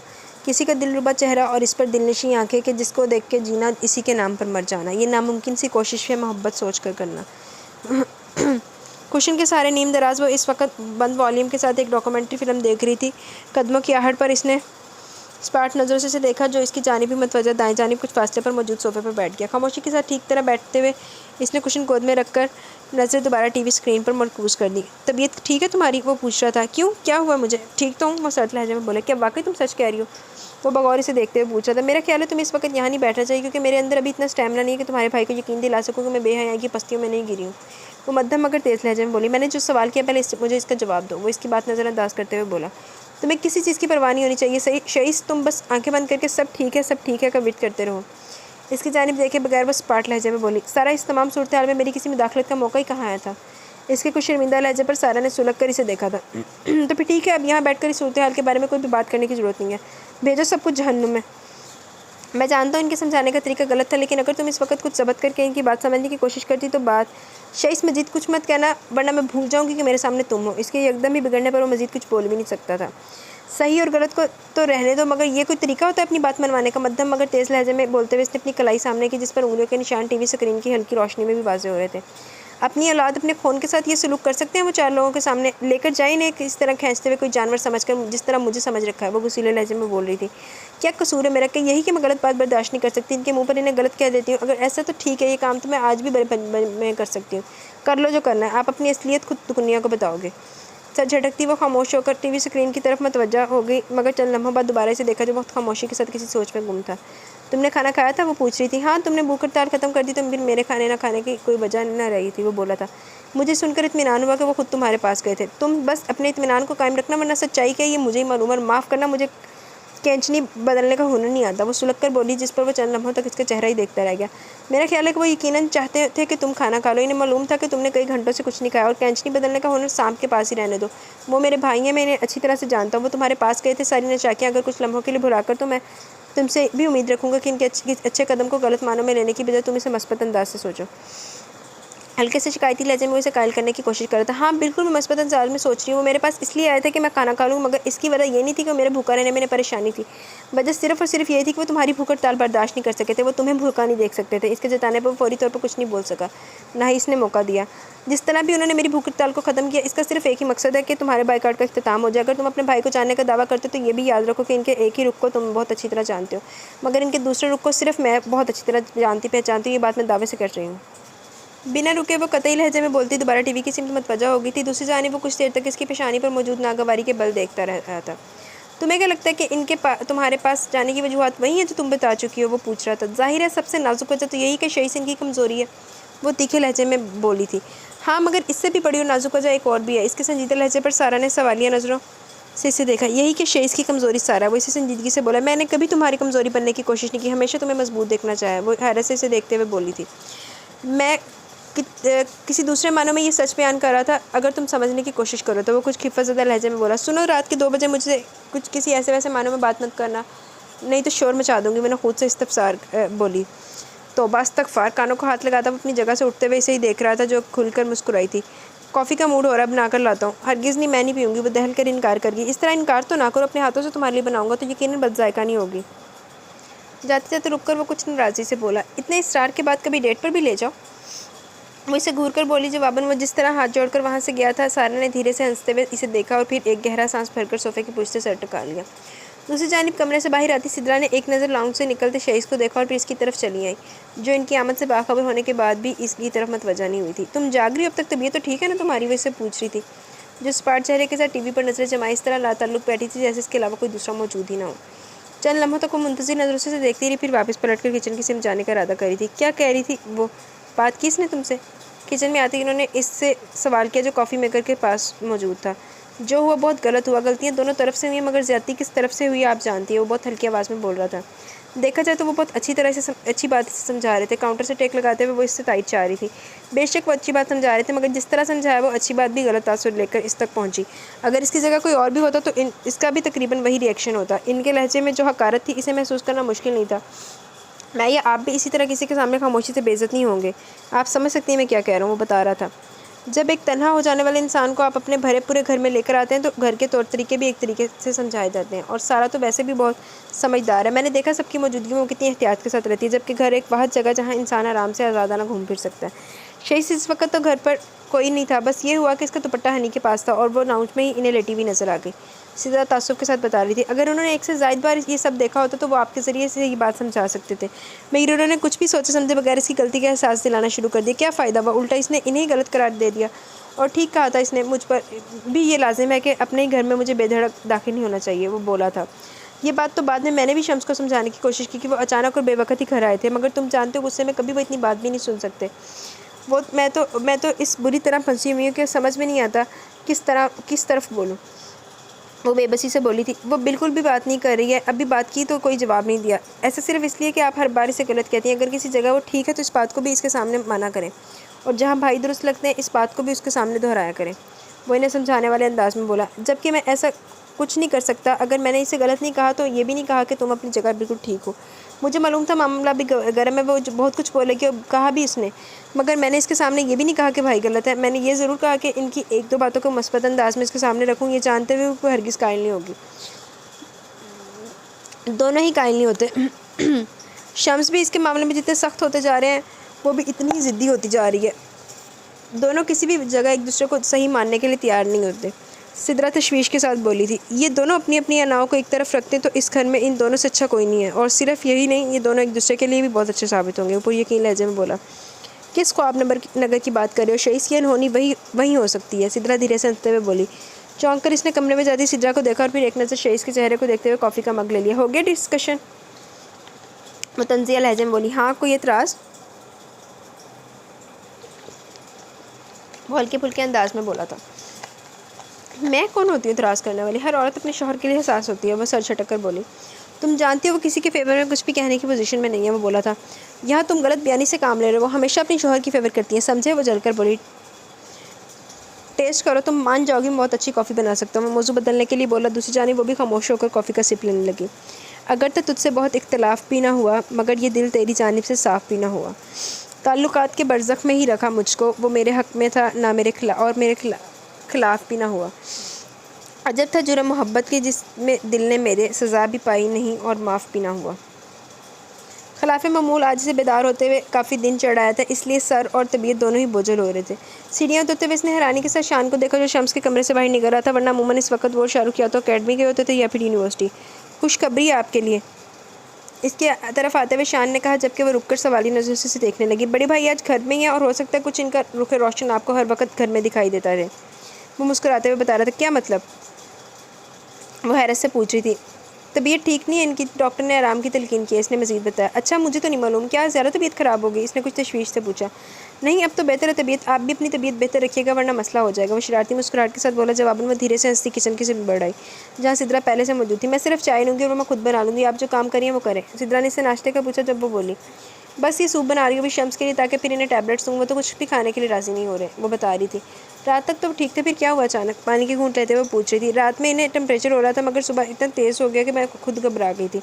सीने में दर्द की भी शिकायत कर रहे थे। फिर तो शेइस ने एक सेकंड की भी देर नहीं लगाई। सुबह सुबह इन्हें साथ लेकर डॉक्टर चला गया, डॉक्टर से चेकअप करवाने के लिए। क्या बताया डॉक्टर ने? इसने पूछा। शदीद थकन का रद्द-ए-अमल और क्या? सिद्रा बोली। डॉक्टर ने मुकम्मल आराम की हिदायत किया, मगर वो तो इस कंडीशन में भी ऑफिस जाने को तैयार थे। मगर शेइस ने इनकी भी एक नहीं सुनी। अब कम से कम 3-4 दिन तक तो मेरी यही कोशिश होगी कि वो घर पर ही आराम करें। इनकी सेहत से बढ़कर तो कुछ नहीं है। सिद्रा बोल रही थी। आप मुझे बता दीजिए कि दोपहर में इनके लिए खाने में क्या बनाना है, मैं बनाऊँगी, और आप बाकी सारे काम भी छोड़ दें। बस इनका ख्याल रखें, घर के सारे काम मैं देख लूँगी। आपको किसी काम के लिए परेशान होने की ज़रूरत नहीं। इसने पूरी संजीदगी के साथ इन्हें हिदायत दी थी, और फिर वाकई इसने घर के सारे कामों की जिम्मेदारी अपने कंधों पर ले डाली थी। घर की सफाई सुथराई से लेकर किचन में भी वो घनचक्कर सी बन गई थी। खाना बनाने में भी इसने सिद्रा की मदद नहीं ली थी। वैसे भी हर थोड़ी देर बाद शम्स के चचा ताई की फैमिली से किसी न किसी की आमद मुस्तकिल हो रही थी, जो शम्स की अदालत के लिए आ रहे थे। तो जाहिर है सिद्रा इनके पास बैठती है, किचन देखती। अदालत के लिए आने वालों की खातिर अदालत में वो फुर्ती से कर रही थी। हर 2 घंटे बाद जूस या सूप शम्स के लिए तैयार करके इसके कमरे में भेज रही थी। यहाँ तक कि इनके लिए परहेजी खाना भी वो खुद ही बना रही थी। सिद्रा जहाँ हैरान थी, वहीं इसकी बहुत शुक्रगुजार भी थी कि इसकी वजह से इन्हें अब बहुत ढारस मिल गई थी। इन्हें तो हनी और शहरी की तरफ से भी इत्मीनान था कि वो इन दोनों को भी बहुत अच्छी तरह संभाल रही थी। इस वक्त वो शहरी को कंधे से लगाए थपकते हुए से सुलाने के लिए इधर उधर टहल रही थी। ड्राइंग रूम में सिद्रा और मोमो की वालदा के साथ मौजूद थी, जो शम्स को देखने ही आई थी। मगर वो सो रहे थे, इसलिए मैं इनके कमरे में नहीं गई थी। वो भी ड्राइंग रूम में ही इनके साथ बैठी हनी को होमवर्क करवा रही थी। शहरी सोने के लिए रो रहा था, इसलिए इसे और हनी को लेकर लाउंज में आ गई। तभी वो कुछ चौंक कर इसकी तरफ मतवजा हुई। उस संजीदा चेहरे के साथ इसे देखता करीब आ गया था। एक बात करनी थी तुमसे। वो इसी संजीदगी से गोया बक। हाँ कहो, क्या बात है? वो हैरान नज़रों से देखते हुए बोली। किसी बीमार की आदत करने से इंसान छोटा हो जाता है क्या? वो बकौर से देखते हुए पूछा, तो जिसकी बात का मकसद समझते हुए नज़र चुरा गई। आज 2 दिन गुजर चुके हैं, इनकी तबीयत इतनी ख़राब है वो अपने कमरे से भी बाहर नहीं निकले, और तुमने एक बार भी इनके पास जाकर सरसरी अंदाज में भी इनकी खैर खैरियत दरियाफ्त की है?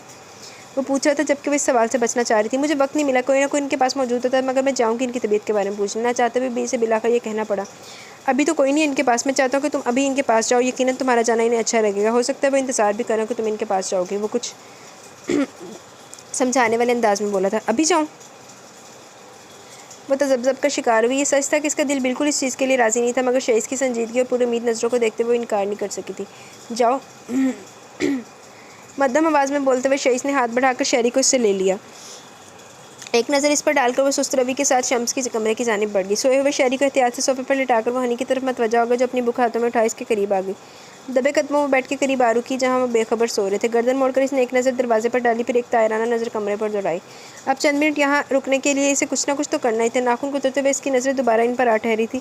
सीने तक मौजूद डार्क मैरून कंबल में इस वक्त इनकी रंगत बर्फ़ जैसी ही दिखाई दे रही थी। निढाल से तासुरात इनके चेहरे पर फैले हुए थे। हाय तौबा, सोते हुए कितने मासूम दिखाई देते हैं। रुखसार पर हाथ रखे वो पलकें झपकती हैरत से इन्हें देख रही थी, जो इर्द गिर्द से मुकम्मल गाफिल थे। अगले चंद मिनटों में कमरे से बाहर निकलते हुए सारा ने लाउंज की जानिब देखा, जहाँ वो इसका मुंतज़िर बैठा था। हल्की सी मुस्कुराहट के साथ इसे देखती हुई इसकी तरफ आने की बजाय किचन की सिमत चली गई, जबकि इसकी मुस्कुराहट ने एक पल में शेष की बेचैनी को ख़त्म कर दिया। गहरी पुरसुकून सांस लेकर वो इसके पीछे जाना चाह रहा था जब सिद्रा के पुकारने पर वो रुक कर नीचे सिमट बैठ गया जो ड्राइंग रूम से बाहर आई थी। ज़रा शम्स को जगा देना, वो काफ़ी देर से सो रहे, इन्हें खाने से पहले एक टैबलेट लेनी है। सिद्रा के कहने पर वो भग से उठ गया। वो सो रहे हैं? इसने दंग नज़रों से सिद्रा को देखा। हाँ तुम जगाओ इन्हें, मैं आ रही हूँ। वो इसे तायद देकर वापस ड्राइंग रूम में चली गई। लेप के वो तेज़ कदमों के साथ शम्स के कमरे की सिमत बढ़ गया जहाँ शम्स वाकई से गहरी नींद में सोए नजर आए थे। किचन में बर्तन धोते हुए वो एकदम ही कुछ चौंक कर पलटी और फ़क चेहरे के साथ दहल कर इससे दूर हुई जो चेहरे पर मासूमियत सजाई से ही देख रहा था। ये क्या हरकत है? बेनथे बैल की तरह यहाँ घुसे चले आ रहे हो कि अचानक देखकर ही बंदे का हार्ट फेल हो जाए। वो नागवारी से घूरते हुए बोली। अब क्या किचन में भी दस्तक देकर आता? वो रूठने वाले अंदाज में बोला। और बेनथे बैल से ना मिलाए मुझे, इसने मेरी तरह शराफत से नहीं खड़ा होना था, एक ही टक्कर मारनी थी इसने और हो गया था आपका काम। फ़ौरन निकलो बाहर, मुझे तुमसे कोई बात नहीं करनी। वो उससे जाने का इशारा भी कर रही थी। 4-5 अफराद के लिए चाय वगैरह का बंदोबस्त कर दे, फिर चला जाऊँगा। वो अकड़ के बोला। मैं क्यों बनाऊँ? नौकरों की तुम्हारी जो हुक्म दे रहे हो। वो बिगड़ कर बोली। चाय तो आपको बनानी पड़ेगी। वो मज़ीद अकड़ के बोला। ऐसे कैसे बनानी पड़ेगी? बाप का राज है क्या? वो भड़क के बोली थी। मेरे बाप को दरमियान में मत लाना सारा जी। बस एक मौला बख्श की कमी थी, जिस तरह पंजाबी फिल्म के विलन की धाड़ता इसके करीब आया था। चेहरे पर लगते थप्पड़, सारा के थप्पड़ वो बुरी तरह कहराता हुआ पलटा टेबल पर औंधा जा गिरा। खा जाने वाली नज़रों से इसे घूरते हुए सारा इसकी जानिब बढ़ी, मगर अगले ही पल रुक कर इसे देखा जो च्युइंगम चबाते हुए आंखें फैलाए सारा की उड़ी हुई रंगत को देखने के बाद इसकी तरफ बढ़ी थी। जिसने एक पल के लिए सर उठाकर इसे देखा और इस पर शायद हकीकतन बेहोश हुआ था। वापस सिंह की तरफ जाकर सारा ने इसे देखा जिसने शाहरुख का कॉलर पकड़ते हुए एक झटके से उठाया था और कुछ भी कहे बगैर एक ठोकर इसके पैर पर सीध करते इसे बाहर दौड़ा दिया। फिर सर से पैर तक इसे घूरते हुए करीब आई जो सहमी नज़रों से उसे देख रही थी। बेटा, अगर मैं इसके करतूतों से वाकिफ़ ना होती तो आज तूने ऊपर आसमानों की सैर करने के लिए जाना था। अरे किसी के बाप में हिम्मत ना हो हमारी नज़रों के सामने मुँह थपड़ा दे इसका। बात करने की भी तमीज़ नहीं है इस औरत को।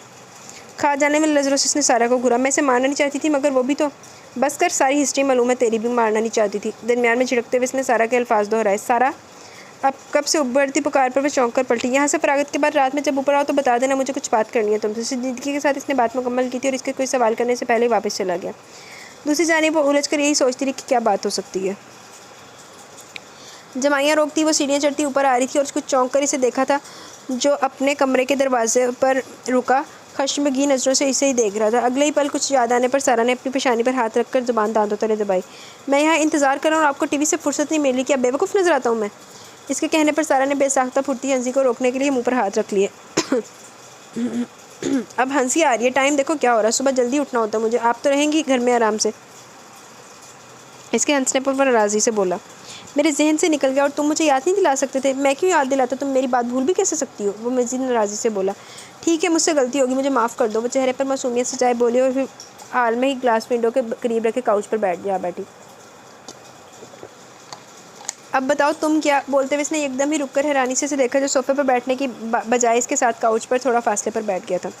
जानती हूँ मुझे बहुत अच्छा लगा कि तुम मेरे कहने पर भाई के पास गई, इनकी तबीयत के बारे में पूछा, वरना मुझे बहुत ज़्यादा उम्मीद नहीं थी कि तुम मेरे कहने पर इनके पास जाओगी। बोलते हुए बगौर इसके चेहरे के तासुरात भी देख रहा था जो एकदम ही संजीदा होते चले गए। तुमने मुझसे क्या बात करनी थी वो कहो, नजर चुराते हुए वो बोली। इसी बारे में बात करनी थी तुमसे, तुमने बताया नहीं मुझे कि इनसे तुम्हारी क्या बात हुई। वो पूछ रहा था क्या बात होनी थी। मैंने इनसे इनकी तबीयत पूछी के बारे में पूछा, इन्होंने जवाब दे दिया और क्या होना था। मुश्किल ये कहते हुए इसकी पेशानी पर बल पड़ने लगे। दूसरी जानिब वो चंद लम्हों तक इसे देखता रहा और अगले ही पल इसका हाथ उठाकर अपने सर पर रख लिया था। अब तुम यही बात फिर दोहराओ। वो इसकी आंखों में देखते हुए बोला जो साख बैठी कभी इसे देख रही थी और कभी इसके सुनहरी बालों पर धरे अपने हाथ को। इतनी सी बात के लिए तुम मुझसे इतनी बड़ी कसम उठवाना चाहते हो? लरसती आवाज़ में बोलते हुए इसकी आंखें डुबडुबाने लगी। तुम जानती हो मेरे लिए इतनी सी बात हरगिज़ नहीं है, वो बोला था। दूसरी जानिब वो सूरत से अपना हाथ वापस खींचती उठ खड़ी हुई थी। सारा मेरी बात सुनो। शईस ने इसे रोकना चाहा जो भागती हुई वहाँ से चली गई। जीरो पावर की मध्यम सुरख रोशनी में पता नहीं कितनी देर वो चेहरा छुपाई पड़ी थी, मगर इसका वजूद धीरे धीरे लरस रहा था। विंडो के ग्लास पर मुस्तकिल होती मखसूस दस्तक पर मिलाकर वो उठकर बैठी तो धुंधलाई आंखों से विंडो की सिमत देखा जहाँ पर्दा एक जानिब सिरका हुआ था ग्लास के, दूसरी जानिब इल्तिजाई अंदाज में से अपनी जानिब आने का इशारा कर रहा था। ये पहला मौका था, वरना इससे पहले हर बार एक तरफ हटकर ही दस्तक देता था। दुपट्टा कंधे पर डालती वो भीगा चेहरा हाथ की पुश से साफ करती आगे बढ़ी थी। ग्लास एक तरफ हटाते हुए वो भी इसने शईस का चेहरा नहीं देखा। सारा, मैं वाकई बहुत बुरा इंसान हूँ, मेरी वजह से तुम्हें तकलीफ पहुँची है। इसके चेहरे को देखते वो शदीद नदामत से बोला। दूसरी जानिब सारा को शिद्दत के साथ मजीद रोना आया। तुम अंदाज़ा कर सकती हो मैं तुम्हें क्यों इनके पास भेजना चाहता था? मेरा ये मकसद बिल्कुल नहीं था कि इनके सामने तुम्हें झुका दूँ। वो परेशान नज़रों से देखते हुए बोला, जिसकी झुकी आंखों से एक तवातर से आंसू फिसल रहे थे। ये सच है, मैं तुम्हारी तरफ से थोड़ा मायूस हुआ था कि तुमने ऐसा जाहिर किया वाकई तुम्हारी इनसे बात हुई है, मगर जब मेरा इत्मीनान खत्म हुआ तो मैं जानना चाहता तुमसे कि क्यों।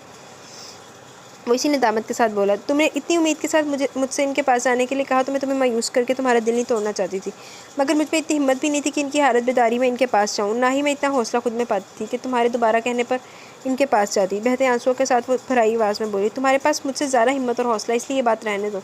हर थोड़ी देर के बाद तुम किचन में इनके लिए कुछ ना कुछ बना रही होती हो, इनके लिए खाना तुम बना रही होती हो, सब कुछ संभाल कर तुमने भाभी को इनकी देखभाल में मसरूफ़ कर दिया, इनका सबका इतना ख्याल रख रही हो। ये बात तो वो भी जानते होंगे, फिर क्या झिझक इनके सामने इनका हाल पूछने में। वो पूछ रहा था, मुझे नहीं पता, मुझे ना अब तुमसे कोई बात करनी हो ना किसी ऐसे सवाल का जवाब देना है जिसके मुझे तुम्हारे सर पर हाथ रखकर अपनी सच्चाई का यकीन दिलाना पड़े।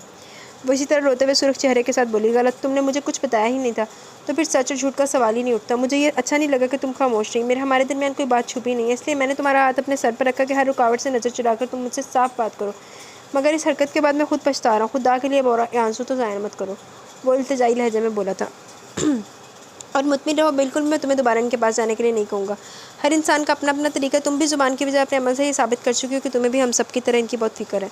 ज़रूरी नहीं कि तुम इनके सामने जाकर भी इस चीज़ का इजहार करो, इन्हें बस एहसास हो जाए इतना काफ़ी है। वो हल्के फुल्के अंदाज में इसका मूड बहाल करने की कोशिश कर रहा था, जिसका चेहरा आंसू बहा बहा कर निढाल हो चुका था। मध्यम रोशनी में इसकी झुकी पलकों पर अटके आंसुओं के कीमती कतरे इस लम्हे मोतियों की तरह चमक रहे थे, मगर दिल की अजियत से रुखसार दहक रहे थे। तो पेशानी के वस्त पर हल्की सी सब्ज़ रंग की रग उभरी हुई थी, फूल की पत्तियों जैसे लबों पर एक आंसू शबनम के कतरे जैसा दिखाई दे रहा था। चेहरे पर टिकी तीन बेतरतीब लटे इसके हुस्न मलाल को नुमाया करी थी। इसे देखते शहीस को अपने दिल की धड़कन रुकती महसूस हुई, और इस लम्हे तो सांस भी रुक गई जब सारा ने इस्मानी के इस खामोशी पर कुछ चौंक कर पलकें इसकी जानिब उठाई थी, जिसके संजीदा चेहरे और आंखों में कुछ था जिसका दिल बेतहाशा धड़क उठा था। तुम तो जमकर ही खड़े हो गए, अब सो जाकर, एकदम ही नागवारी से बोलते हुए इसने गिलास वापस खिसकाया और एक झटके से पर्दा फैला दिया। दूसरी जानिब वो कुछ खिजल सी मुस्कुराहट के साथ बालों में हाथ फेरता अपने कमरे की तरफ बढ़ गया। लाउंज के गिलास डोर की दूसरी जानिब नजर आते मंजर को इसने देखा था, जहाँ शम्स शहीस के हमरा बातों में मसरूफ़ टहल रहे थे। आज इनकी तबीयत कदरे बेहतर थी, इसलिए वो कमरे से बाहर दिखाई दे रहे थे। इस जानिब से नजर हटाकर वो सिद्रा की तरफ चली है जो टेबल पर खाना चुन रही थी। शहरी को गोद में संभाले वो खुद भी इनकी मदद करने लगी। खामोशी के साथ खाना खाते हुए वो शम्स की बातें ही सुन रही थी, जो शहीद से अपनी फैक्ट्री के मुताल्लिक ही डिस्कशन कर रहे मसरूफ़ थे। शाही, मैंने एक काम दिया था, तुम्हें हो गया? वो एकदम शाहरुख से मुखातिब हुए। जी, आपने चेक नहीं किया? मुख्तसरन जवाब देकर शाहरुख ने पूछा, जिसका जवाब देना उन्होंने ज़रूरी नहीं समझा। मैं आप सबको दोबारा ये याद दिला रहा हूँ कि बात शुरू करते हुए उन्होंने एक नज़र सारा के झुके हुए सर पर डाली। अब कोई मुझे इस घर के अंदर दंदन आता हुआ अंदर दाखिल होता दिखाई ना दे। बाहर मौजूद डोरबेल को इस्तेमाल करने की आदत बना लो, क्योंकि जितने ताने मैं सुन चुका हूँ वो काफ़ी हैं। अब आगे मजीद मैं ये बर्दाश्त नहीं करूँगा कोई भी मुँह उठाकर मुझ पर या मेरे घर के किसी फ़र्द पर उंगली उठा दे। इनके लहजे से छलकती सख्ती और नागवारी पर सिद्रा के साथ साथ बाकी सबकी भी नजरें इसकी जानिब उठी, जिसके चेहरे के तासुरात एकदम ही तने में दिखाई देने लगे थे। और मैं चाहूँगा कि घर के अंदर रहने वाले भी तमीज़ और तहज़ीब के दायरे में खुद को रखना सीखें। किसी भी जानिब देखे बगैर उन्होंने मज़ीद कहा, कौन से और कितने तमीज़ और तहज़ीब के दायरे में यहाँ टूटे हैं, मैं भी पहले ये जानना चाहूँगी। इसके सर्द लहजे पर शम्स ने एक कड़ी नज़र इस पर डाली। मुझे जो कहना था वो मैं कह चुका और किसी सवाल का जवाब देने का पाबंद नहीं हूँ। वो इसके जानिब देखे बगैर वो बोले, जबकि इसने सुलग कर शाहरुख को देखा, जो मुस्कुराहट दबाकर ठंडे पानी के गिलास इसके सामने रख रहा था। दूसरी सुलगती नज़र इसने शहीस पर डाली, जो हर बात से ताल्लुक़ अब खामोशी के साथ खाना खाने में मसरूफ़ था। मुझे अपनी पप्पो की तरफ जाना, कुछ दिन वहाँ रुकूंगी। इसके एकदम ही कहने पर सदरा ने बुरी तरह गड़बड़ाकर पहले शम्स को देखा। इससे पहले वो कुछ कहती शम्स बोल उठे, ये तुम पूछ रही हो या बता रही हूँ? शम्स ने नागवारी नज़र इस पर डाली थी। आप ही को बता रही हूँ, बाकी सबको जो समझना है समझे। मैं किसी सवाल का जवाब देने की पाबंद नहीं हूँ। उसकी लापरवाही से कहने पर शहीद ने से देखा था, जिनके तासुरात हस्बे तवक्का बिगड़ने लगे थे। मैं भी चाह रही थी कि कुछ दिन वहाँ चली जाए, काफ़ी दिन से पप्पो भी इसे बुला रही है। सिद्रा ने सूरत से दरमियान में कहा था, शान के साथ भेज दो इसे, मगर कल शाम ये घर में नजर आए मुझे। कतई लहजे में इन्होंने सिद्रा से कहा। दूसरी जानिब शाहरुख ने किना तोज़ नज़रों से शान की फ़क्रिया मुस्कुराहट को घूरा था। कोई फ़ायदा नहीं बैग तैयार करने का, वो कल ही तुम्हें वापस बुला लेंगे। उभरती आवाज़ पर इसने किलस कर पलटते हुए खुले दरवाजे की तरफ देखा, जहाँ से शहीद रुके बगैर इसे सुनाता हुआ आगे बढ़ गया था। बाहर आते हुए इसने कुछ चौंक कर बाइक के करीब हेलमेट में छुपे चेहरे को देखा। तुम यहाँ क्या कर रहे हो? शान कहाँ है? वो नागवारी से बोली। इसे काम याद आ गया था, इसलिए इसकी जिम्मेदारी मैंने ले ली। सॉरी यार, बोल बोल के गला बैठ गया। 1 मिनट हो गया, मैं ज़रा पानी पी के आती हूँ। हेलमेट उठाते हुए वो खतरनाक संजीदगी से बोला था, मैं तुम्हारे साथ नहीं जाऊँगी, शान को बुलाओ। वो तड़क कर बोली, अगर आप इसके इंतज़ार में रहेंगी तो फिर कहीं नहीं जा सकेंगी। वो मज़े से बोला था, ठीक है, तुम्हारे साथ जाने से बेहतर है मैं कहीं ना जाऊँ। भड़क कर बोलते हुए जाने के लिए पलटी, मगर अग्रही पर रुक कर इसे देखा जो शान का बाजू पकड़े ज़बरदस्ती से जानिब ला रहा था। कहा तो तुम नहीं लेके जाना था तो साफ मना कर देते, मगर ये ड्रामा तो ना करो, इसने नागवारी के साथ शान से कहा। शान, तुम्हें शर्म आनी चाहिए, तुमने मुझसे झूठ कहा कि तुम किसी काम से जा रहे हो। सारा जी की ये अहमियत है तुम्हारी नज़र में? ऐसा कौन सा काम है जो इनसे ज़्यादा अहम है? शाहरुख के जज्बाती अंदाज पर वो तो दंग खड़ी थी, जबकि शईस ने इत्मीनान के साथ शान को सारा के सामने कर दिया था। बताओ किस काम से कहाँ गए थे? वो शान से मुखातिब था, जिसने बेबस होकर पहले शाहरुख को देखा जो खा जाने वाली नज़रों से उसे घूर रहा था। डरो मत, बता दो मैं हूँ यहाँ। इसकी पुष्ट थपथपाते हुए शईस ने हिम्मत बढ़ाई। इसने मुझे रिश्वत दी थी जाकर छुपने के लिए। बमुश्किल हंसी रोकते हुए शान ने शाहरुख की तरफ इशारा किया और अगले ही पल इसके हमले से बचने के बेदक कर शईस के अकब में हुआ। रिश्वत दी थी मगर क्यों? इसने हैरत से पूछा। ताकि मैं बाइक इसके हवाले कर दूँ और ये आपको अपने साथ ले जाए। शान ने हंसते हुए भांडा फोड़ा। क्या बोल रहा है ये? मुझे कुछ समझ नहीं आ रहा। सारा ने झंझलाकर शईस के मुस्कुराते चेहरे को देखा था। सब कुछ पूछोगी? कुछ खुद भी समझने की जहमत कर लो। शाहरुख के तिल मिलाने पर वो मजीद हैरान हुई थी। कभी कोई रोमांटिक नॉवल या फिल्म नहीं देखी? किस तरह हीरो अपनी हीरोइन के करीब जाने के लिए बहाने ढूंढता है। अब ऐसा पागल तो हूँ नहीं कि अपनी जेब से नोट निकाल कर मुफ्त हो रहे धोखेबाज के हवाले कर दूँ। जोश के साथ बोलते हुए इसने फिर शान को घूरा था। क्या मतलब है तुम्हारे सारी बकवास से? हशर बिगाड़ दूँ मैं जो मजीद मेरा दिमाग ख़राब करके किया तो। वो बुरी तरह भड़क उठी थी। 100 बातों की एक बात, आपको मेरे साथ ही जाना। शाहरुख ढटाई से बोलते हुए एकदम ही रुका। अगले ही पल सारा ने हैरत से शईस को देखा जो अचानक इनके दरमियान से निकलता चला गया था और इसके पीछे शाहरुख तकरीबन दौड़ता हुआ गया। इन दोनों पर से नज़र हटाकर सारा ने पलट कर देखा और इसके साथ ही इन दोनों के लाताल्लुक हो जाने की वजह समझ में आ गई। शान क्या मसला है? बरामदे में रुके वो बरहमी से पूछ रहे थे, जिस पर शान ने सरोज से बाइक स्टार्ट करते हुए इसे बैठने का इशारा किया। नाइट शर्ट के बटन बंद करते हुए बेड तक आया और आने वाली कॉल रिसीव कर ली। मैं अभी तुम्हें याद कर रहा था। बैकग्राउंड से टेक लगाते वो बोला था। खैरियत? क्या हुआ? वो चौंकने वाले अंदाज में बोली थी। क्या मतलब? याद करने की खैरियत ना होना ज़रूरी है? वो बोला था। नहीं ज़रूरी तो नहीं, मगर यहाँ बात तुम्हारी हो रही है। वो ने खुद से बोली। सारा मैं अपने अल्फाज वापस लेता हूँ। उसके संजीदा लहजे वो बेसाख्ता हंसी। अभी तुम्हारे कमरे के सामने से गुजरा तो वहशत सी हो रही थी। तुम यकीन करो घर में इतना सन्नाटा मुझे पहले कभी महसूस नहीं हुआ। पूरी सच्चाई के साथ बोला। बोल तो इस तरह रहे हो जैसे घर में तुम हर वक्त मुझे अपनी निगाहों के सामने रखते हो। शिकायती लहजे में बोली। हाँ मैं ऐसा कर भी नहीं सकता, मगर दिल में इत्मीनान तो होता कि जिस वक्त भी मैं घर जाऊँगा तुम्हारा चेहरा तो वहाँ मौजूद होगा। वो रसान से बोला। सुनो, मेरे जाने के बाद उन्होंने कोई उल्टी सीधी बात तो नहीं की मेरे बारे में? इसके एकदम ही पूछने पर शईस के चेहरे पर मुस्कुराहट उभरी थी। मैं क्या बात कर रहा हूँ? तुम कहाँ पहुँच गई हो? तो तुम कौन सी बड़ी रोमांटिक और आसमान तक पहुँचा देने वाली बात कर रहे हो जो सब कुछ भूल कर वहीं बसेरा कर लूँ? वो जलकर बोली। जिस किस्म के भाई तुम्हें रखते हो वहाँ मैं ऐसी ही दिल दहलाने वाली बातें कर सकती हूँ। बख्श तो मेरे भाई को। वो धीरे से हंसते हुए बोला। ये शोर की आवाज़ कैसी आ रही है? वो पूछ रहा था। सब घर वाले जमा खुशखबरियाँ चल रही हैं, बल्कि अभी तो मैं मानी के साथ बाहर जा रही हूँ। उसने अपनी पुप्पो ज़ात का नाम लिया। शईस को चौंकाने के लिए इतना काफ़ी था। इसके साथ इतनी रात में कहाँ जा रही हो तुम? हैरत से पूछते हुए इसने वॉल क्लॉक में नज़र डाली। इतनी रात होगी इसलिए तो इसे तनहा भेजने की बजाय खुद इसके साथ जा रही हूँ। वो बोली थी। कहाँ जा रही है और क्यों? वो पूछ रहा था। मैंने पिज़्ज़ा की फरमाइश की तो साथ में दूसरी फरमाइशें भी आगे वो बता रही थी। ठीक है तो फिर जाओ, अपना टाइम ज़ाया क्यों करिए? वो इंतज़ार कर रहा होगा। वो संजीदा लहजे में बोला। करने दो इंतज़ार, में पहले तुमसे तो बात कर लूँ। मुझसे बात करनी ज़रूरी नहीं है। वो दरमियान में ही बोला था। तुम इस तरह से क्यों बोल रहे हो? अगर बात नहीं करनी तो वैसे ही बोल दो। मैं नाराज़ी से बोली। मैं अब तक बात ही कर रहा हूँ, मगर आपको जाने की जल्दी होगी इसलिए वो कह रहा था। इसके भी नाराज़ी से कहने पर एक पल को खामोश हुई और फिर धीरे से हंसी। ये कहते हुए कि आफत पड़ गई कि नहीं सारा, तुम हरगिज़ किसी के साथ इतनी रात के बाहर नहीं जाओगी?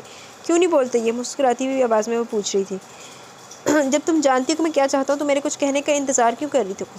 मध्यम आवाज़ में वो बोला। इसलिए तो नहीं जा रही, मुझे मालूम है तुम्हें अच्छा नहीं लगेगा। और मैं भी कहाँ जा रही थी। हालांकि मानी कह रहा था कि मेरे साथ चलो, मगर मेरे को मना करने से पहले पुप्पो ने मना कर दिया। वो अकेला ही चला गया सबकी फरमाइशों का बंदोबस्त करने। वो बता रही थी।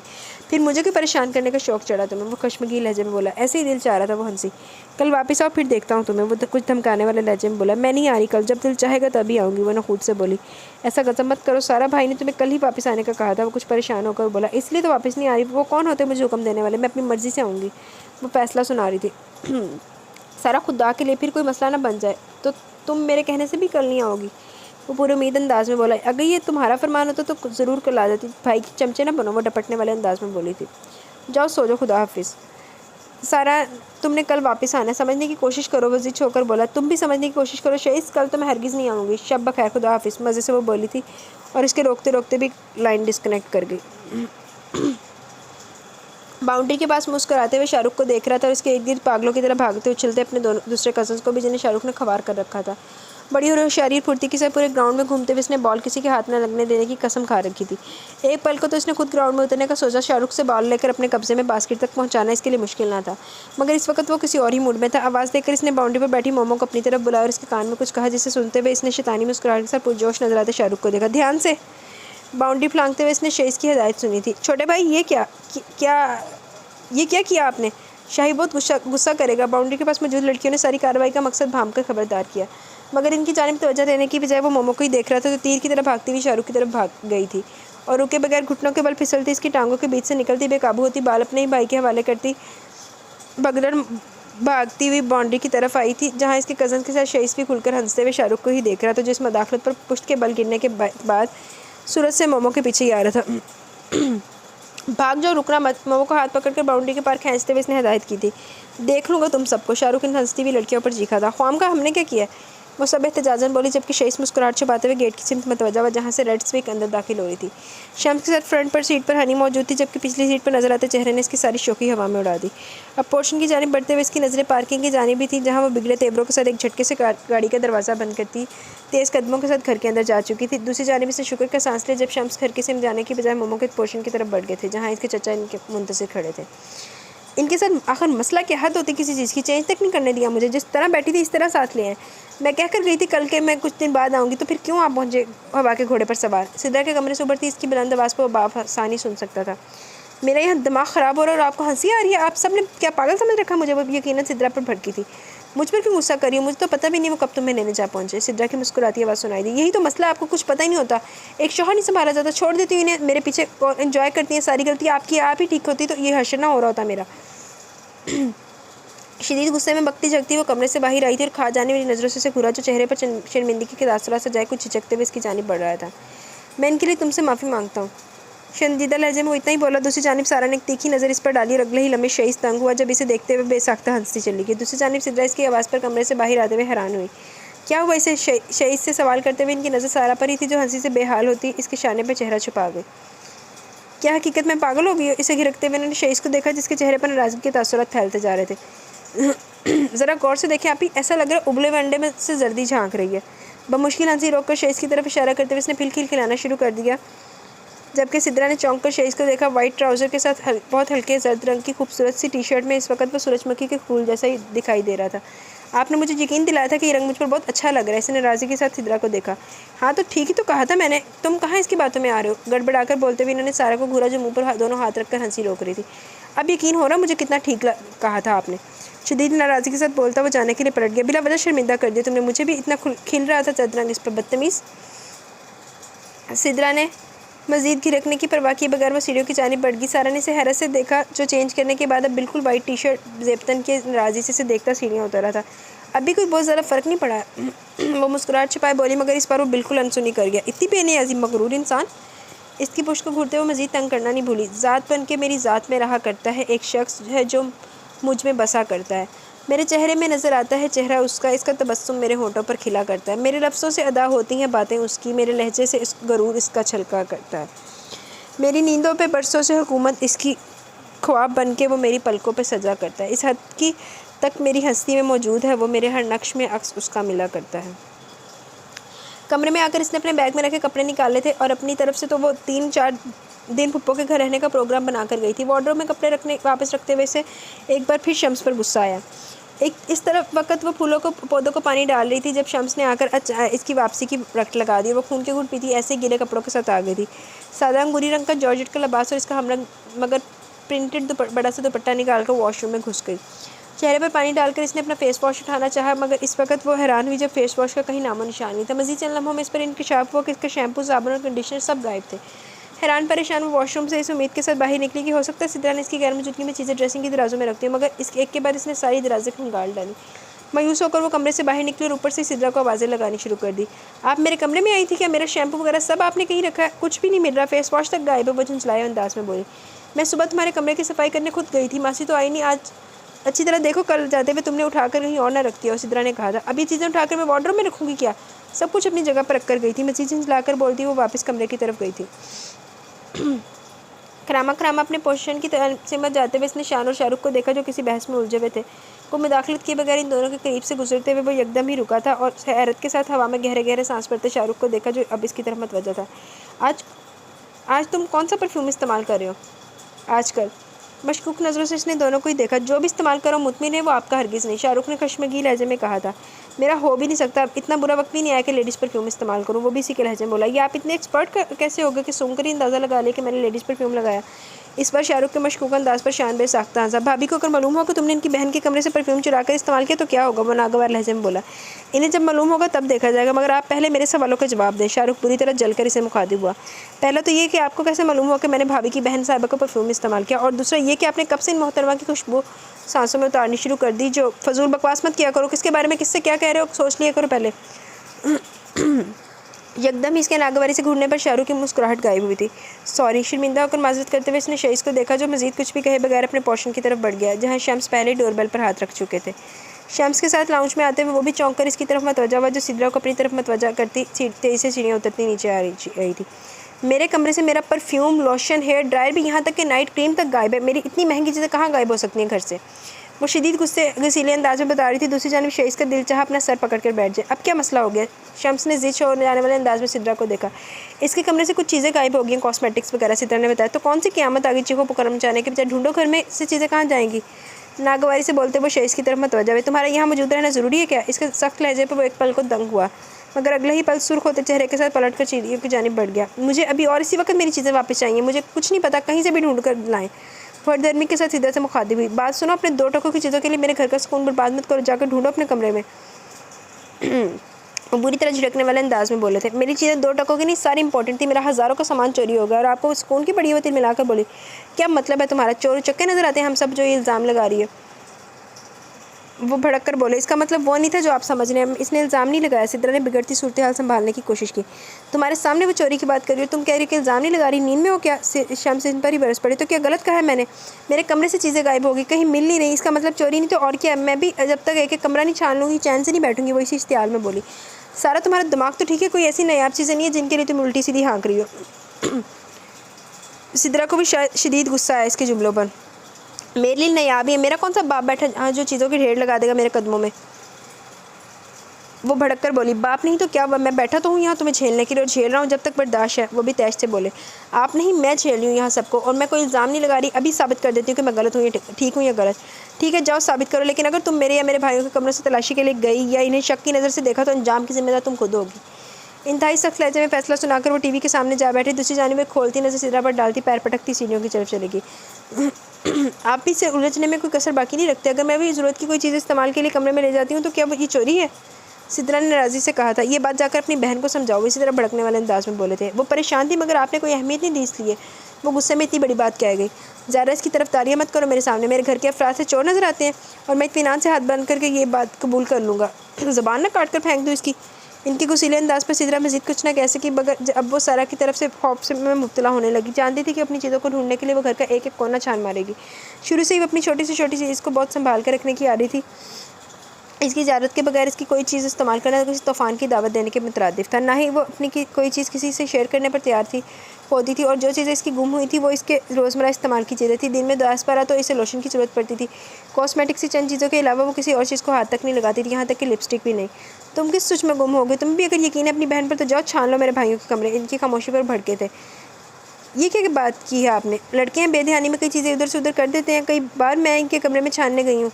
कितनी बार मैं इनके कमरे में छानने गई हूँ। शदीद नाराज़ी से बोलते हुए इनके सामने से हट गई थी। धीरे से दरवाज़ा थोड़ा खोलकर इन्होंने देखा। बिलाकर वो टीवी ऑफ करती लाउंज से जा रही थी।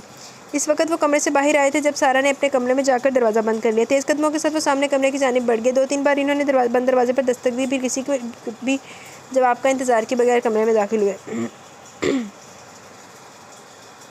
लाइट ऑन करके इन्होंने एक नज़र बेड पर सोए हुए शाहरुख और कारपेट पर औंधे लेटे शान को देखा। इनकी सख्त आवाज़ पर वो दोनों हड़बड़ाते हुए उठ बैठे थे।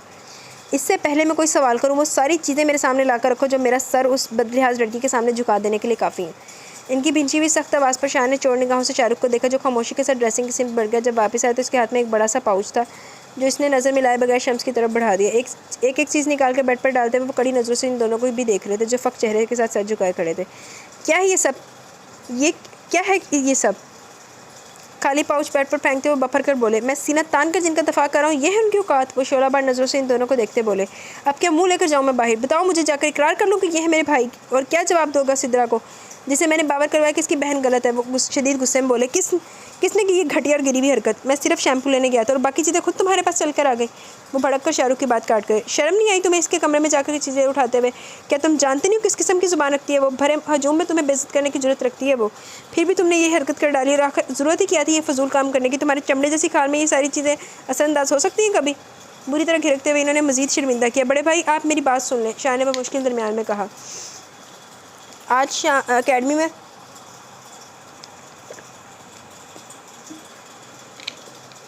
सारे स्टाफ की एक गेट टुगेदर थी। हम वहीं जाने के लिए तैयार हो रहे थे। सब में मैं भी शाही के साथ शामिल था। इसे शैम्पू चाहिए था और मेरी ड्रायर मशीन ख़राब हो गई थी, तो मैंने कहा कि सारा की हेयर ड्रायर मशीन ले आए। वो एक बार पहले भी मुझे इस्तेमाल करने के लिए दे चुकी थी, तो फिर तुमने सोचा कि इसे अपना ही माल समझ लो। शम्स के झिड़कने वाले अंदाज पर इसकी बात काट कर शाहरुख को घूरा था। शैम्पू और हेयर ड्रायर तक समझ में आता है, मगर ये बाकी चीज़ें तो यहाँ क्या कर रही हैं? वो पूछ रहे थे। वो अच्छी लग रही थी तो साथ ले आया। जूते उतार कर दिन में 10-12 तुम्हारे सर पर मारने चाहिए। शम्स दोबारा भड़के थे। जाओ सुनो जाकर इसकी ज़ुबान से उगलते लकब।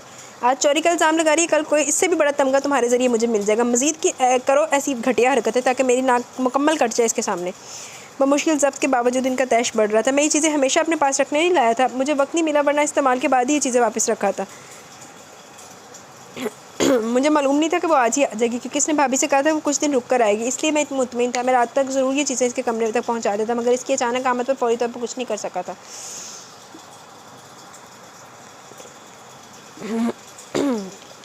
मुझे माफ़ कर दे, मेरी गलती है।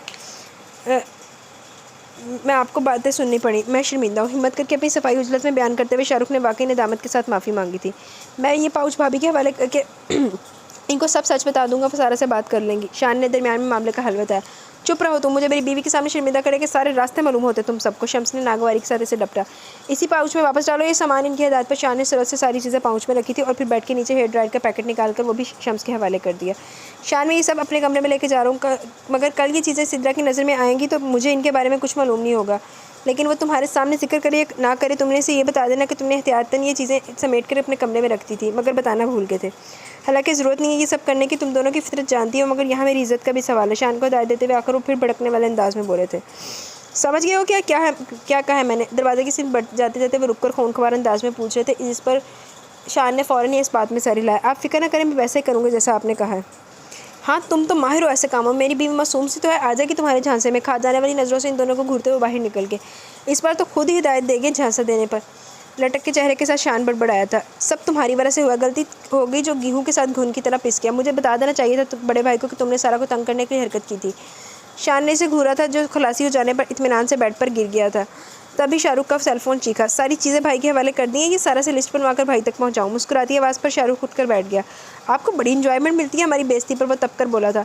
पक्का यकीन है मुझे तुम बाहर खड़े ज़रूर कंसुइयाँ ले रहे होगे। इतना ना हुआ कि मदद के लिए अंदर आ जाते। चोरी तुम करो, बातें हम सुने। पागल समझ रखा है शईस ने इसे मजीद चिल्लाया। अच्छा भाई के साथ तानेबाजी? कल भाभी की बहन के कमरे से कुछ और चुरा कर तुम्हारे कमरे मुंतकिल कर दूंगा, निशानदेही भी खुद करूँगा। शाहरुख ने बदला लिया। कल की कल देखेंगे, अभी तो हालिया पड़ने वाली फटकारें एंजॉय करो। गुड नाइट जवाबन कहते हुए इसने लाइन मनकता कर दी।